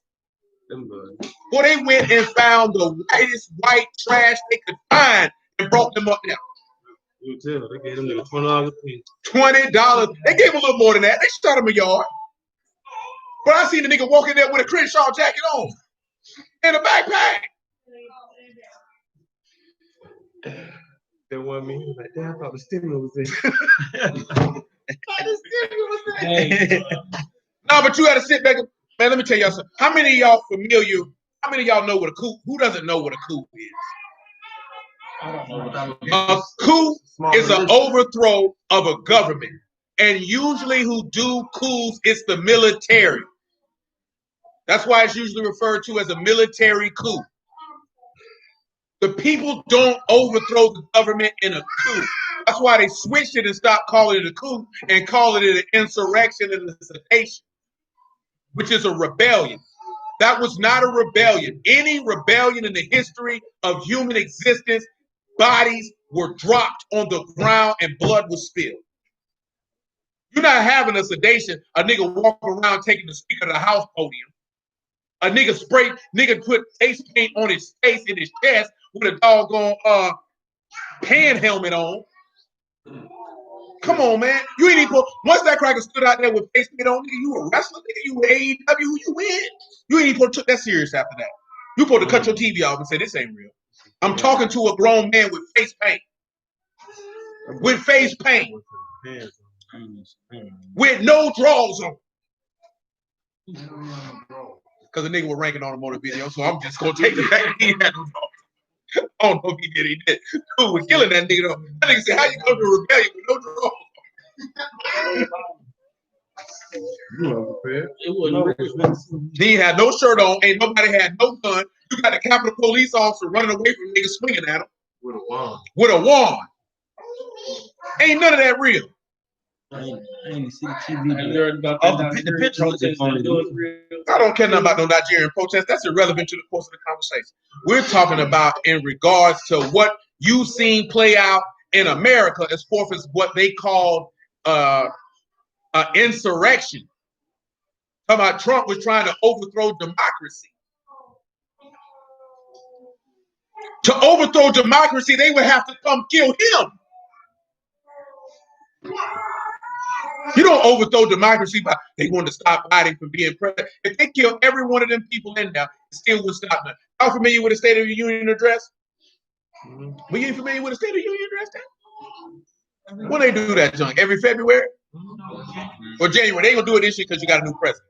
So every January, the president comes out. Everybody in the house is there except for a handful of people. In case somebody blow up the Capitol building, the government keep going. I forget the specific. It's like maybe I think it's maybe like now like 5 or 10 people. They don't bring it up. Let me see who it is because I can't remember all the time. And sure, the safety of the democracy.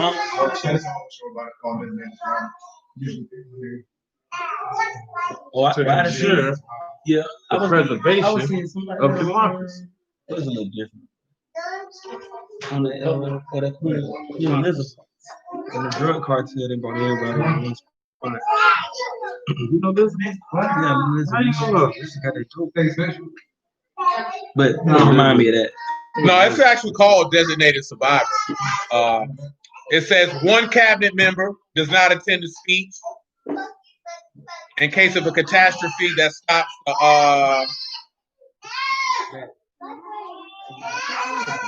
It's just one cabinet member. They said last year it was the Secretary of Interior, David Bernhardt. And it's usually going to be somebody of low degree because the Secretary of State is always going to be there. That's the only day throughout the whole year that you can get everyone in the United States government in one place at one time. Because the entire Senate is there, the entire House of Representatives is there, the President is there, the Vice President is there, and the mass majority of the presidential cabinet is there. Yeah, that's the House. Congress is actually the House of Representatives and the Senate all together. So everybody's there. If you want to pull a Samson that day, you can pull it.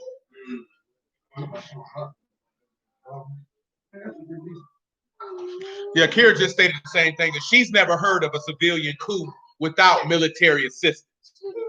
See, you can't overthrow a government without military assistance. That's another way that they insult your intelligence. If you're going to overthrow a government, you need manpower and weapons. Bro, they said Fidel Castro overthrew the president of Cuba with 19 people. After the army of 260 people he had was slaughtered in an attack. Do you really think 19 people could overthrow an entire military and governmental structure of a country without assistance from an outside source? Mean plan. And at that point, I need to be down with him. Because if he can overthrow somebody with 18 other people, that's a bad man.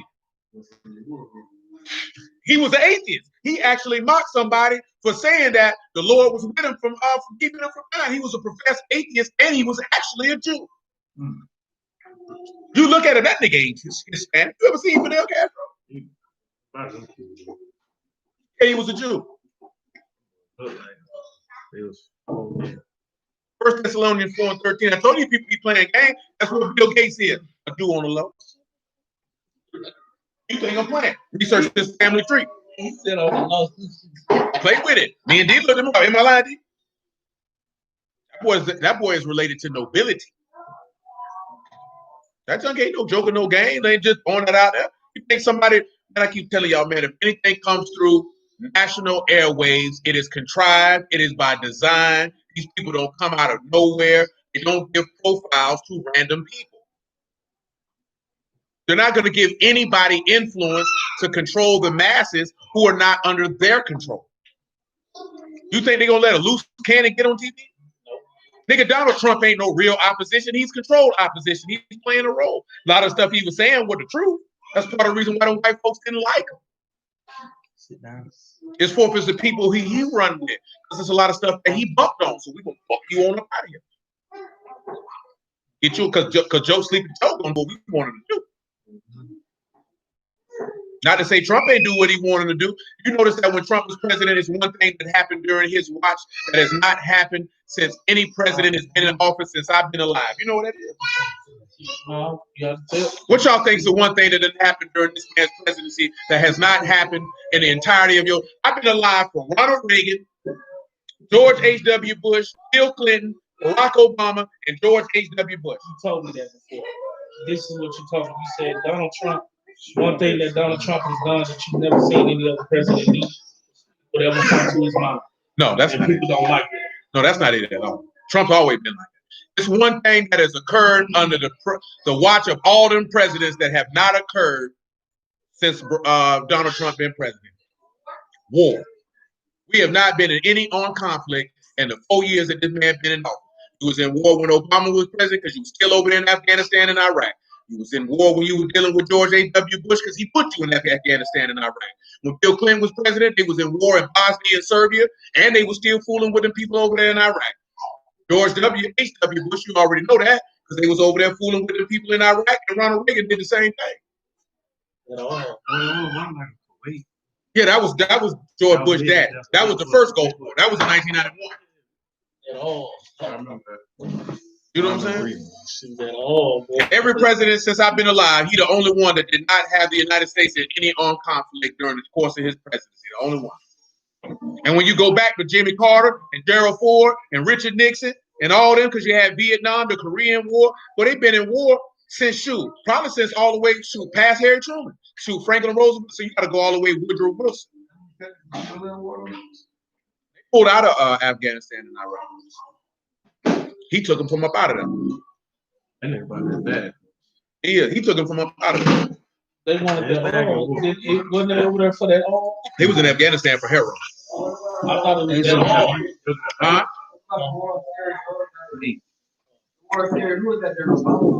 That was during Obama. That was during the quote unquote Arab Spring. What's the news they talking about him putting a hit on somebody? Him getting arrested.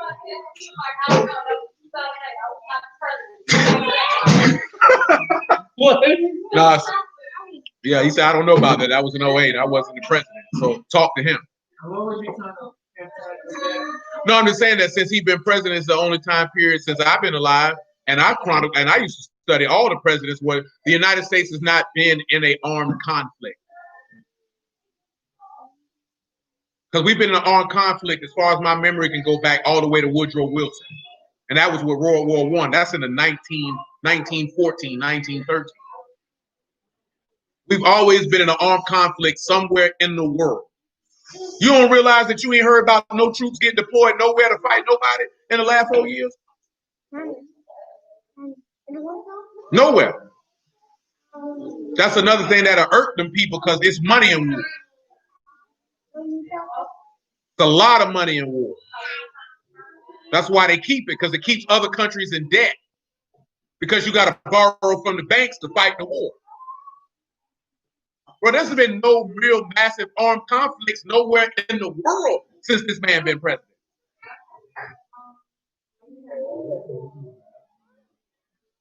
Yeah, you talking about the little terrorist dude. I can't even count that as a fight. Because he ain't sent no troops. He just dropped some missiles and kept it moving. What about the little hit they saying they hit somebody? Yeah, that's what she's talking about with the drones. I'm just mentioning that because when you look at it, they were in, what's the place called? They were in Pakistan when he took office, and they're not over there. They were in Afghanistan when he took office, they're not over there. They were in Iraq still doing stuff, they're not over there. You don't remember during Obama, you always heard about Fallujah and all that type of stuff, and you don't hear about that stuff. But people don't realize that he wasn't sending your people off to get shot at. He didn't feel the need to do that, but it's trillions of dollars in war. Trillions of dollars. Right to war. Oh, as soon as Biden get in office, boy, they gonna go to war.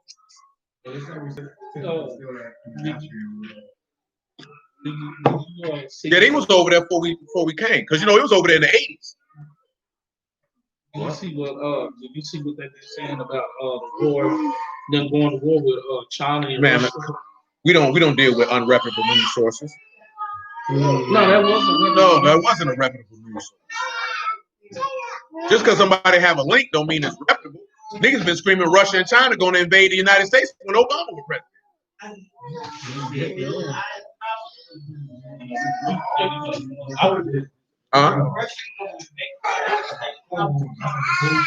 Cold War, straight up. That was Russian invasion. That's what the jump with Castro was about, because he's supposed to have been down. How can a communist country be right off the coast of Florida and he don't never get touched? 1 Thessalonians 4:13. Allegedly. But I would not have you ignorant, brethren, concerning them which are asleep, that you sorrow not, even as others which have no hope. For we believe that Yahushua died and rose again, even so them also which sleep in Yahushua will Elohim bring with them. For this we say unto you by the word of the Lord, that we which are alive and remain until the coming of the Lord shall not prevent them which are asleep. For the Lord himself shall descend from Shamahim with a shout, and the voice of the archangel, and with the trump of Elohim, and the dead and Mashiach shall rise first. So if that trump blows, that is what? Is that not a redemption? Let's take a look at Romans 8 for that. Hey, what you over there doing with that bag? You got Beatles in there? You got Cheez-Its.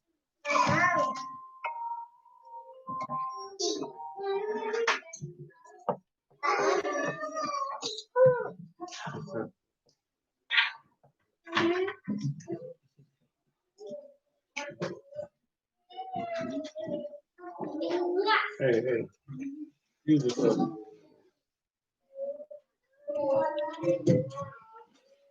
I didn't answer that.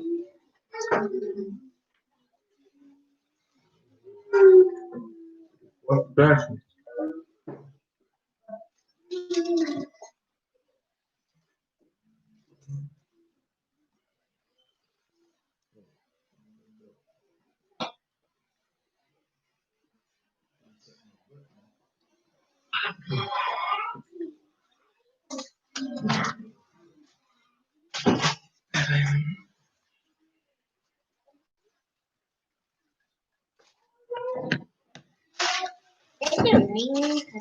Romans 8 and 18.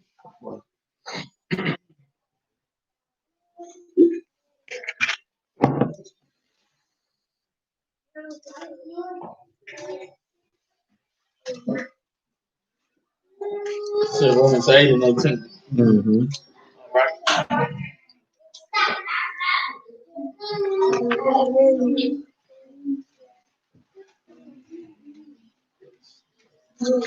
All right.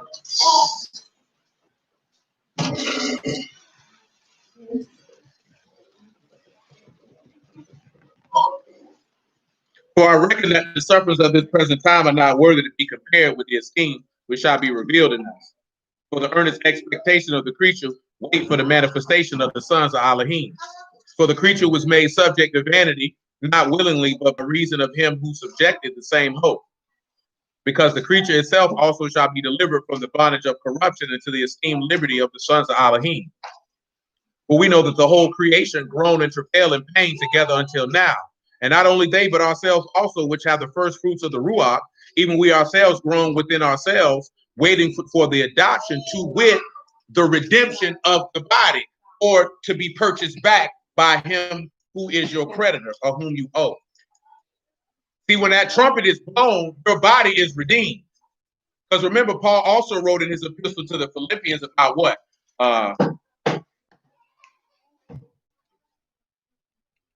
That we will have our body to be changed to be more like his esteemed body. But I want you to go back to 1 Samuel 22, because we were distressed and discontented. We're going to revisit, but we're going to isolate all. I think the debt part is pretty much the thing. The 1 Samuel 22. 22 and 3, if you would. Okay.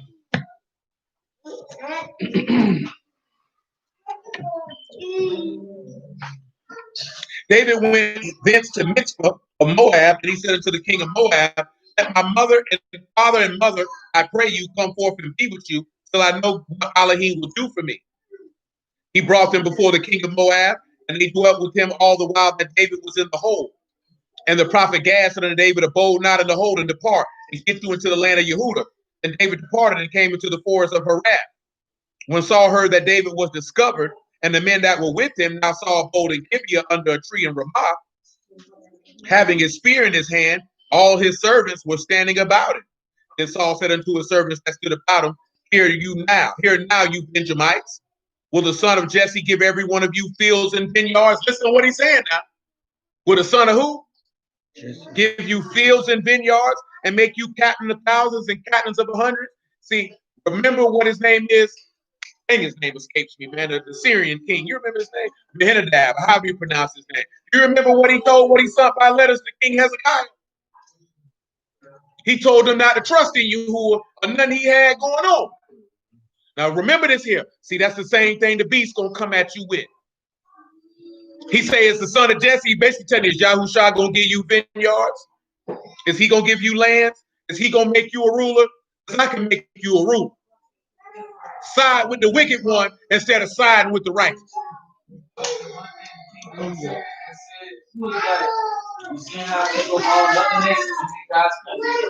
They gods couldn't deliver them. Let's continue. Okay. That all of you have conspired against me. There's none that show me that my son have made league with the son of Jesse. There's none of you that is sorry for me, or show unto me that my son have stirred up my servant against me to lie in wait as it is this day. He being feminine. He playing the victim, saying none of you feel sorry for me when you the one who didn't obey you. You the one that didn't do what you were told.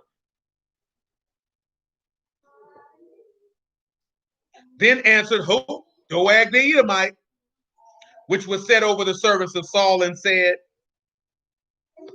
indeed, Sean say enticement like in the garden. True story. Then answered Doeg the Edomite, which was set over the servants of Saul, and said, I saw the son of Jesse coming to Nob to Amalek, the son of Etu. And he inquired of Yahuwah for him, and gave him victuals, and gave him the sword of Goliath the Philistine. Then the king sent to call Amalek the priest, the son of Ahitub, and all his father's house, and the priests that were in Nob, and they came all of them to the king. And Saul said, "Hear now, you son of a tube." And he answered, "Here I am, my lord." He said unto him, "Why have you conspired against me, you and the son of Jesse, and that you've given to him bread and a sword, and have inquired of Elohim for him, that he should rise against me to lie in wait as it is this day?" Then Amalek answered the king and said, "Who is so faithful among all your servants as David, which is the king's son-in-law, and go at your bidding, and is honorable in your house? Did I bring in to inquire of Elohim for him?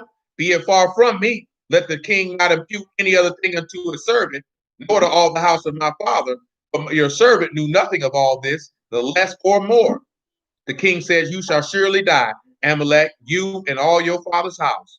And the king said unto the footmen that stood by about him, "Turn and slay the priests of Yahuwah, because their hand is also with David, and because they knew when he fled and did not show it to me, the servant of the king would not put forth their hand to fall upon the priests of Yahuwah." See, now what you got going on here is this. John chapter 16 tells you that they shall kill you and think that they do Elohim's service. It also tells you that who will be the ones who be killed is those who are actually operating in the priest's office by preaching the word, because you would be speaking against the beast, and therefore he would slay you, which is another reason why you separate yourself from the woman who is strife and contentious, which is why you see Yasharal taken in the wilderness for a time and times and a half a time, but she goes to war, or he makes war with the remnant of her seed. Now the difference is these men said, "Absolutely not. We will not kill the priests of Yahuwah." But you know who stood up to slay the priests of Yahuwah? Doeg the Edomite. And the king said to Doeg, "Turn you and fall upon the priest." And Doeg the Edomite turned, and he fell upon the priest and slew on that day 85 persons that did wear linen ephod. No, the city of the priest smote he with the edge of the sword, both men and women, children and sucklings, oxen and asses, sheep with the edge of the sword. See, he did to his own people what he wouldn't do to Amalek. And nigga talking about his Saul gonna make it. Can you believe that? Nigga say his Saul gonna make it. Well, you wouldn't kill Amalek, but you'll go to the city and not kill all the priests, because they down with David. When this priest told you, "I didn't even know what y'all got going on." But he didn't care. Hold on, y'all, because we're going to read something in regards to a psalm with this here before we get out of here. "And the sons of Amalek, the son of Ahitub, named Abathar, escaped and fled after David. Abathar showed David that Saul had slain Yahuwah's priest. David said unto Abathar, I knew it that day when Doeg the Edomite was there, that he would surely tell Saul." Now, that's what we didn't read. It was the story about him giving him the true bread. And Doeg the Edomite was scared. And he seen David, and he ratted like an Edomite would. It don't matter what you is. You could be an Israelite, Edomite, niggerite. But you're going to tell, you're going to tell. He just knew you want 100 though. Yeah, David already knew. He said, "Boy, that whole nigga, that don't tell." No doubt. Because he said it. Yeah. He said it. He said it in the text. He said, "Boy, you got to watch him." Boy, I don't know, boy. Because he said that because he know that Doeg served in the house of Saul. So he knew what Doeg's allegiance lied. So when you look at where Doeg was at that point in his life, why would he roll with David over Saul? He wasn't down with David. He know keeping Saul alive keeps him alive. So of course he's going to roll with the person who can keep him alive, who benefits him the most. David said unto Abathar, "I knew it that day when Doeg the Edomite was there, that he would surely tell Saul, I've occasioned the death of all the persons of your father's house. Abide you with me and fear not, for he that seek my life seek your life. But with me shall you be in safeguard." Let's look at safeguard. Of course, this is Mishmah, Meme, Shan, Meme, Rosh, and Tau. You can make it do what it do. Meme, Shan, Meme again, Rosh, and Tau. Malik sounds like he is having a delightful time.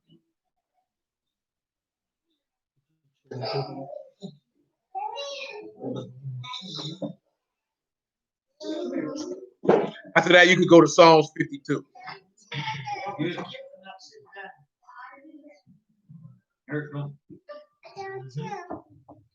Yeah, Psalms 52 and Psalms 142. But you got Meme, Sean, Meme, Rosh, and Tao.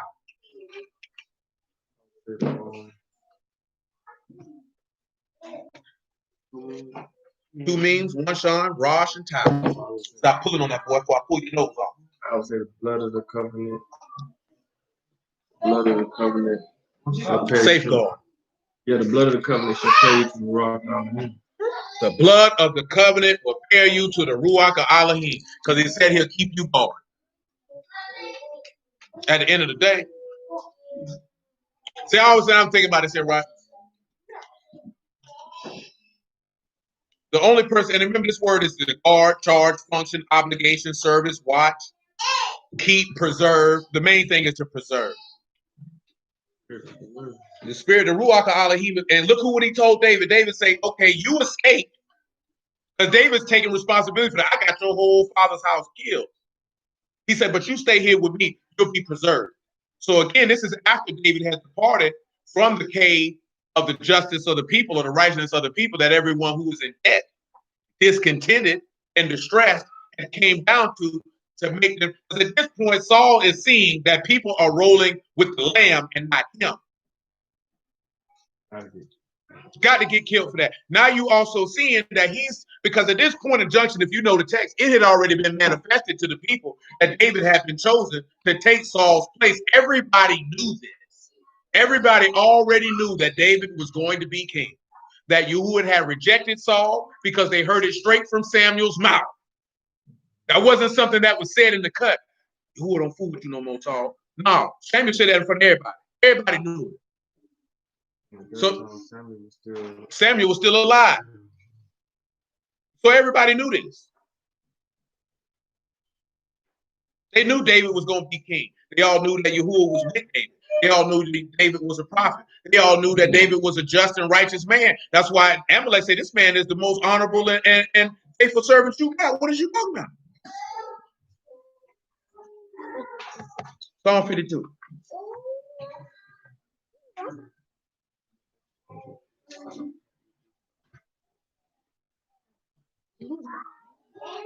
Now, this psalm is specifically after Doeg had told Saul what went down. This is what he went and wrote after this has occurred. Psalm 52, verse 1. To the chief musician, Mashal, a psalm of David, when Doeg the Edomite came and told Saul and said unto him, David is come to the house of Amalek. Why boast yourself in mischief, O mighty man? The goodness of Elohim endure continually. First thing he described him as a man of mischief. You know what this goes to? That's what Judas did. See, Judas went and told them where Yahushua was at. Same way that Doeg went and told. He was a rat. That's why it's coming around telling you, how do you boast yourself in mischief? Let's look at mischief. What does Proverbs 6 tell you about mischief? Mischief is raw, evil. What does Proverbs 6 tell you about mischief? You know what verse 6 tell you about mischief? No, right off. Well, shoot, you got a page, nigga, better turn it. Okay. No problem. Proverbs 6 and 16. Go ahead, turn it up to me, man. Tell me what you come up with. Okay.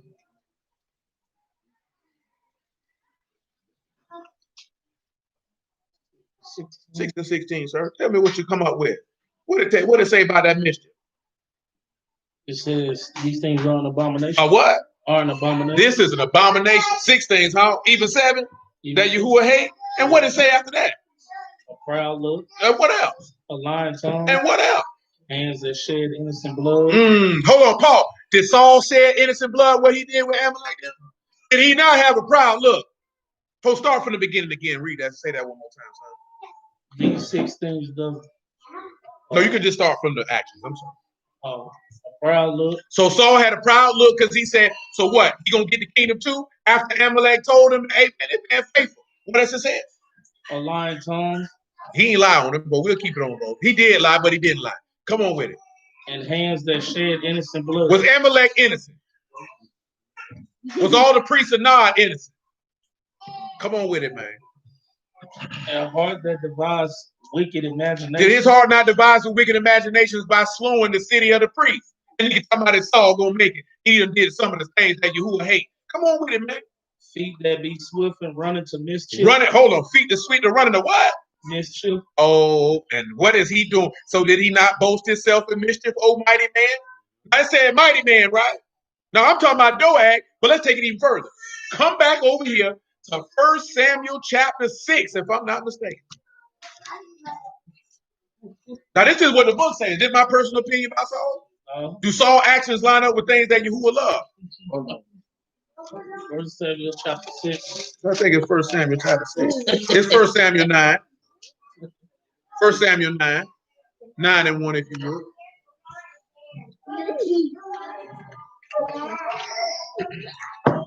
There was a man of Benjamin whose name was Kish, the son of Abiel, the son of Zeror, the son of Bechariah, the son of Aphiah, a Benjamite, a mighty man of what?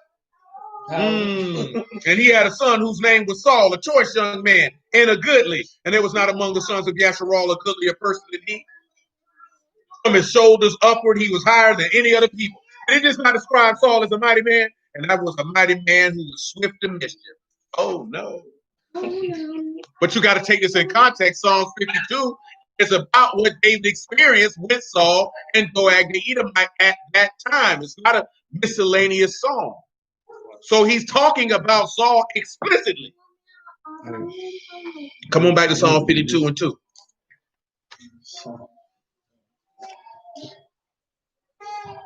That's why we read the rest of 1 Samuel 22. Let's just see if what he wrote in here line up with what Saul did from what you read.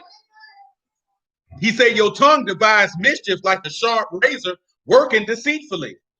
Now we have mischief here. You have Havah. That's engulfing ruin, destruction, or calamity. Did his tongue not devise destruction? You love evil more than good. Well, that was established. And lying rather than to speak righteousness, Selah. That's the scribes and the Pharisees and Judas as well. See, you also get the aspects that Saul is very much representative of the scribes and the Pharisees in his hatred for him who was more righteous than he. Because what did he tell you to beware of with the scribes and the Pharisees? The leaven, which is what? And what was Saul? What? A stage actor. That's where hypocrite come from. Hypocrite was the original word for actor. Were you not aware? I was in the word. Yeah, that's the original word for actor. Paid liar. That's why you should never trust anyone who is a professional actor in anything in life. That's why I told you that situation with Will Smith and Jada Smith was fraudulent. They're paid actors. That's what they get paid to do, to pretend. You never know when the real person starts and the character ends. That's when you know you're dealing with a good performer. Hippocrates. Nigga Will Smith get on there like he a loving man. This man could be a whole punk. You know what I'm talking about? Jada Smith could be a whole necrophiliac out here. You don't know. Because they're paid actors. That's why I keep telling you, I don't care who comes through that TV. You cannot act like you're actually dealing with that real person. The only way you would know a real person is if what? You were actually having direct interactions with them. Because if they come through your TV, especially with social media, you already know that. People done created whole personas that ain't even nowhere close to reality. The who? Alec Baldwin. She might keep it. Wow. They should have like a book. Samuel L. Jackson was. What does that have to do with anything? It's my favorite actor. That's my favorite actor. You love Samuel L. Jackson? What's your favorite Samuel L. Jackson movie? Coach Carter. Pulp Fiction. But he was the hockey coach. Pulp Fiction. He wasn't no hockey coach, son. No, it was one of those movies. That your favorite. That can't be. Of all the that nigga said Pulp Fiction when he was this nigga was an assassin. That wasn't even his movie. That nigga definitely was in a supporting role. I forgot what movie it was. He was a hockey coach. You like that? He wasn't no hockey coach. You, like I said, your favorite movie was Coach Carter. No, I like Star Wars. That nigga looked like old Coach. He looked like the type of nigga watch Coach Carter and shit. And what? But this how he wiped it. I like Star Wars. I like King Kong.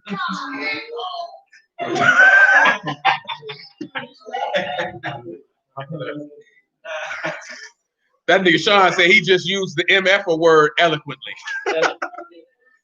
He does. Verse 5, y'all. Listen what it said. Elohim shall likewise destroy you. I'm sorry, verse 4. You love all devouring words, O deceitful tongue. Elohim shall likewise destroy you forever. He shall take you away and pluck you out of your dwelling place and root you out of the land of the living. Selah. Is that not what happened to Saul? Is that not what's going to happen to the beast and the false prophet? Let's continue.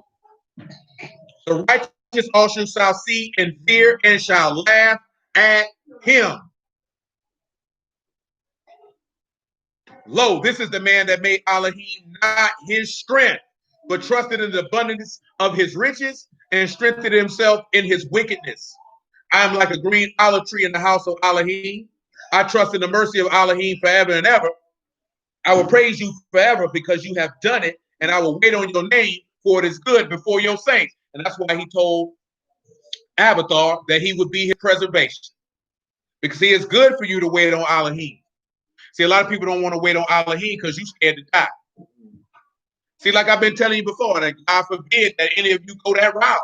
But it's real easy for us to say what we'll do when you're not faced with being incarcerated and you're not faced with death.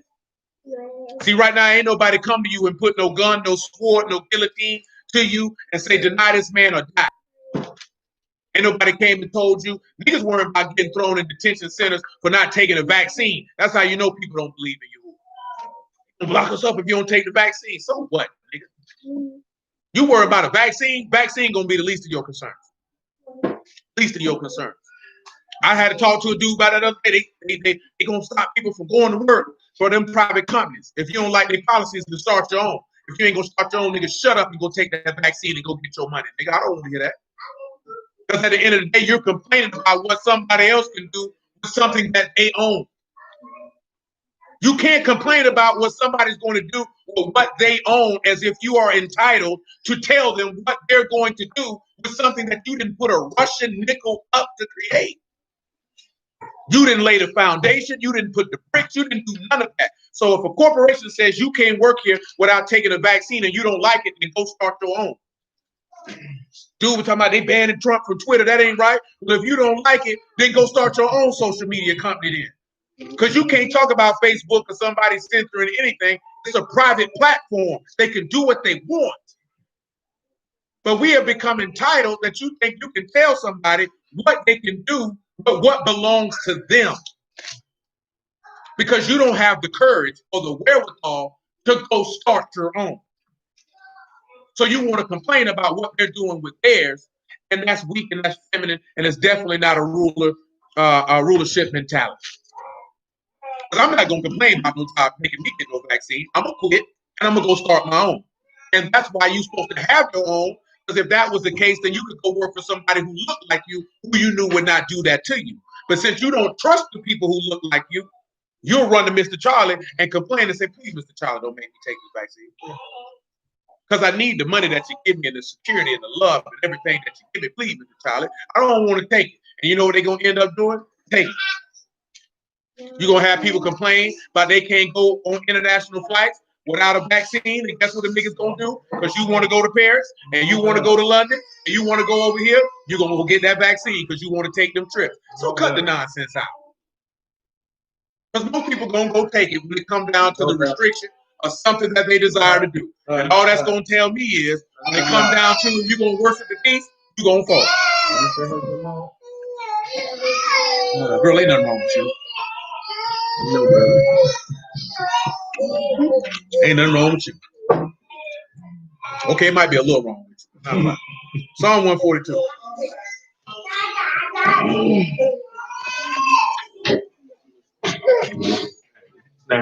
I'm dead serious. I was just talking to a brother about that, and that's not to disparage him because it wasn't no disrespectful conversation. But my point was, why are you complaining about what somebody else can do with what belongs to them when you have the ability to create your own just like they did? Why are they better than you? Because you're fearful. Because you like the comfort and security of looking to someone else to do for you versus having the courage to do for yourself. Psalms 142:1. Mashal of David, a prayer. when he was in the cave. I cried unto Yahuwah with my voice. With my voice unto Yahuwah did I make my supplication. I poured out my complaint before him. I showed before him my trouble. I go back to what we read about who Abel, his blood. Yahushua crying out because his blood spoke to Yahuwah from the ground as well. Did he not spill blood? When my ruach was overwhelmed within me, then you knew my path, and wherein I walked, have they privily laid a snare for me. Did not Saul lay traps for him? Did the scribes and Pharisees lay traps for him? When my ruach was overwhelmed with her, I looked on my right hand, and behold, there was no man that would know me. Where was Peter at? Where was John at? Where was Matthew at? They were gone. Refuge failed me. No man cared for my soul. See, that's the part that's going to make a lot of people upset too. When that day comes, well, ain't nobody going to give a damn about you. What did he tell you in Luke 21, right? That your own kinfolk will turn on you. Because when it comes down to life or death, people's survival instincts going to kick in. That's why I tell you young men that you got to strengthen your wife up. If it comes down to it, if her faith ain't strong, she's going to preserve her life over the whole house. If you think she's going to go ahead and get killed, she's going to say, yeah. They come kicking in that door talking about, well, we finna lock you up for you one of them Yahuwah people. Come on with us. Oh, no, she be like, oh, no, that nigga in the back. We got about 5 other niggas with him. He got plenty of Bibles. Well, if you ain't got her faith strengthened up, what she gonna tell? I don't think I'm being funny. I'm ever so serious. I'm ever so serious. Ever so serious. And that's not no knock on women. They're survivalists. They're going to survive. They are survivalists. They are going to do what they have to do to survive. And if you ain't strengthened up to understand, women respect why they like entertainers. That's why they go after preachers. That's why they go after politicians. They go after people that they perceive have power, which is one of the reasons why they don't respect you as a man, because they don't believe that you have power. That's what women respect, is power and authority. So you have to cause her to respect the power and authority of your Elohim so she won't fold. That's why I keep telling you, your woman can never be your best friend, because she's going to choose what's best for her before she chooses what's best for all. And if you think it's different, you're lying to yourself. I got some beachfront property in the middle of the Sahara Desert to sell you. Because that's the reality. She's going to look out for herself before she look out for the whole. If it come down to 50 brews getting killed and her staying alive, you 50 niggas dead.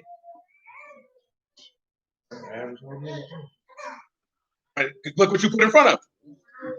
Feminine-minded man, what is he going to do? Because Amalek didn't fold, he didn't tell on nobody. Jonathan didn't fold, he didn't tell on nobody. Because his allegiance was greater than the fear, because I trust in Yahuwah. So I never fold on my men. I never fold on my people. But that woman gonna tell if her faith ain't strong. And that's your job as a man, to make sure that that's implanted, because she will fold. And that's not no knock on no woman. Again, you got to understand their nature. She is going to seek to survive. Period. All she knows is I got to come out alive. She ain't coming into battle. I'm going to die today. It don't even click in their mind that they prepping themselves that I might die today. See, men know if they step out of anything with some battle, they know I might not come home today. With that, and he ready for that, and whatever come along with that. That's why women ain't supposed to be in those arenas. They're not supposed to be in those arenas. At the end of the day, when Yahushua had to go to war with Satan, who was there with him? What did it just say? Nobody. He didn't take his wife on the battlefield with him. He went to that battle alone. She ain't fit. Because guess what? When it was time to fight, his apostles was representative of his wife. Because what did they do? Slid. And it tells you that in Job 19, did it not? They slid. Oh, she told my Kara said that reminded her of the song Trick that he had back in the days about the part about the woman snitch. But seriously though, because those apostles are representative of the 12 tribes, are representative of his wife. They slid. When it was time to go to war, when it was time to fight, they sought to save themselves. Play with it. So Peter, that's why he the rock. That's why he the rock. Because Peter was ready to go. But eventually, Peter did it too. Yeah. To show you that niggas still the white. Still the white. There's opportunity in seconds. Got real. See, Peter said, I'm down to ride when it was just Malchus. Stuff that dude. That's what I just said. Peter was ready to ride when it was just Malchus. But when it came to the Romans, the scribes, and the Pharisees and all that, I don't know that man. I don't know that man. I don't know that man. I don't know that man. It was small soldiers. Little small soldier, he ready to ride. Oh, I can handle this. Before the government. Government came. I don't know that man. I don't know that man. Verse 5, I cried unto Yahuwah. I said, you are my refuge, my portion in the land of the living. Attend unto my cry. I am brought very low. Deliver me from my persecutors, for they are stronger than I. Bring my soul out of prison that I may praise your name. The righteous shall compass me about, for you shall deal bountifully with me. What did he say to bring him out of? Out that grave. And where were they at? At the cave of Adullam. And he came up out that grave. And guess what? When he came up out that grave, all his servants had to be slaughtered. The same way that's going to happen with us. But nevertheless, the debt has been paid. And because the debt has been paid, the debt of Mashiach arrives first. You get that trumpet blown or that jubilee, which is signifying the redemption of your body, all because you decided to not dwell with an angry and contentious woman and go off in the wilderness like David did. So hallelujah for Yahushua trying to work. We'll start right now. I appreciate y'all time. That's the house of Yahushua name, the house of Elohim in the name of Yahushua. Who are willing, we'll pick it up on Wednesday. Probably deal with discontent or distress, one either or. And we'll go from there. But you who are willing to the next time.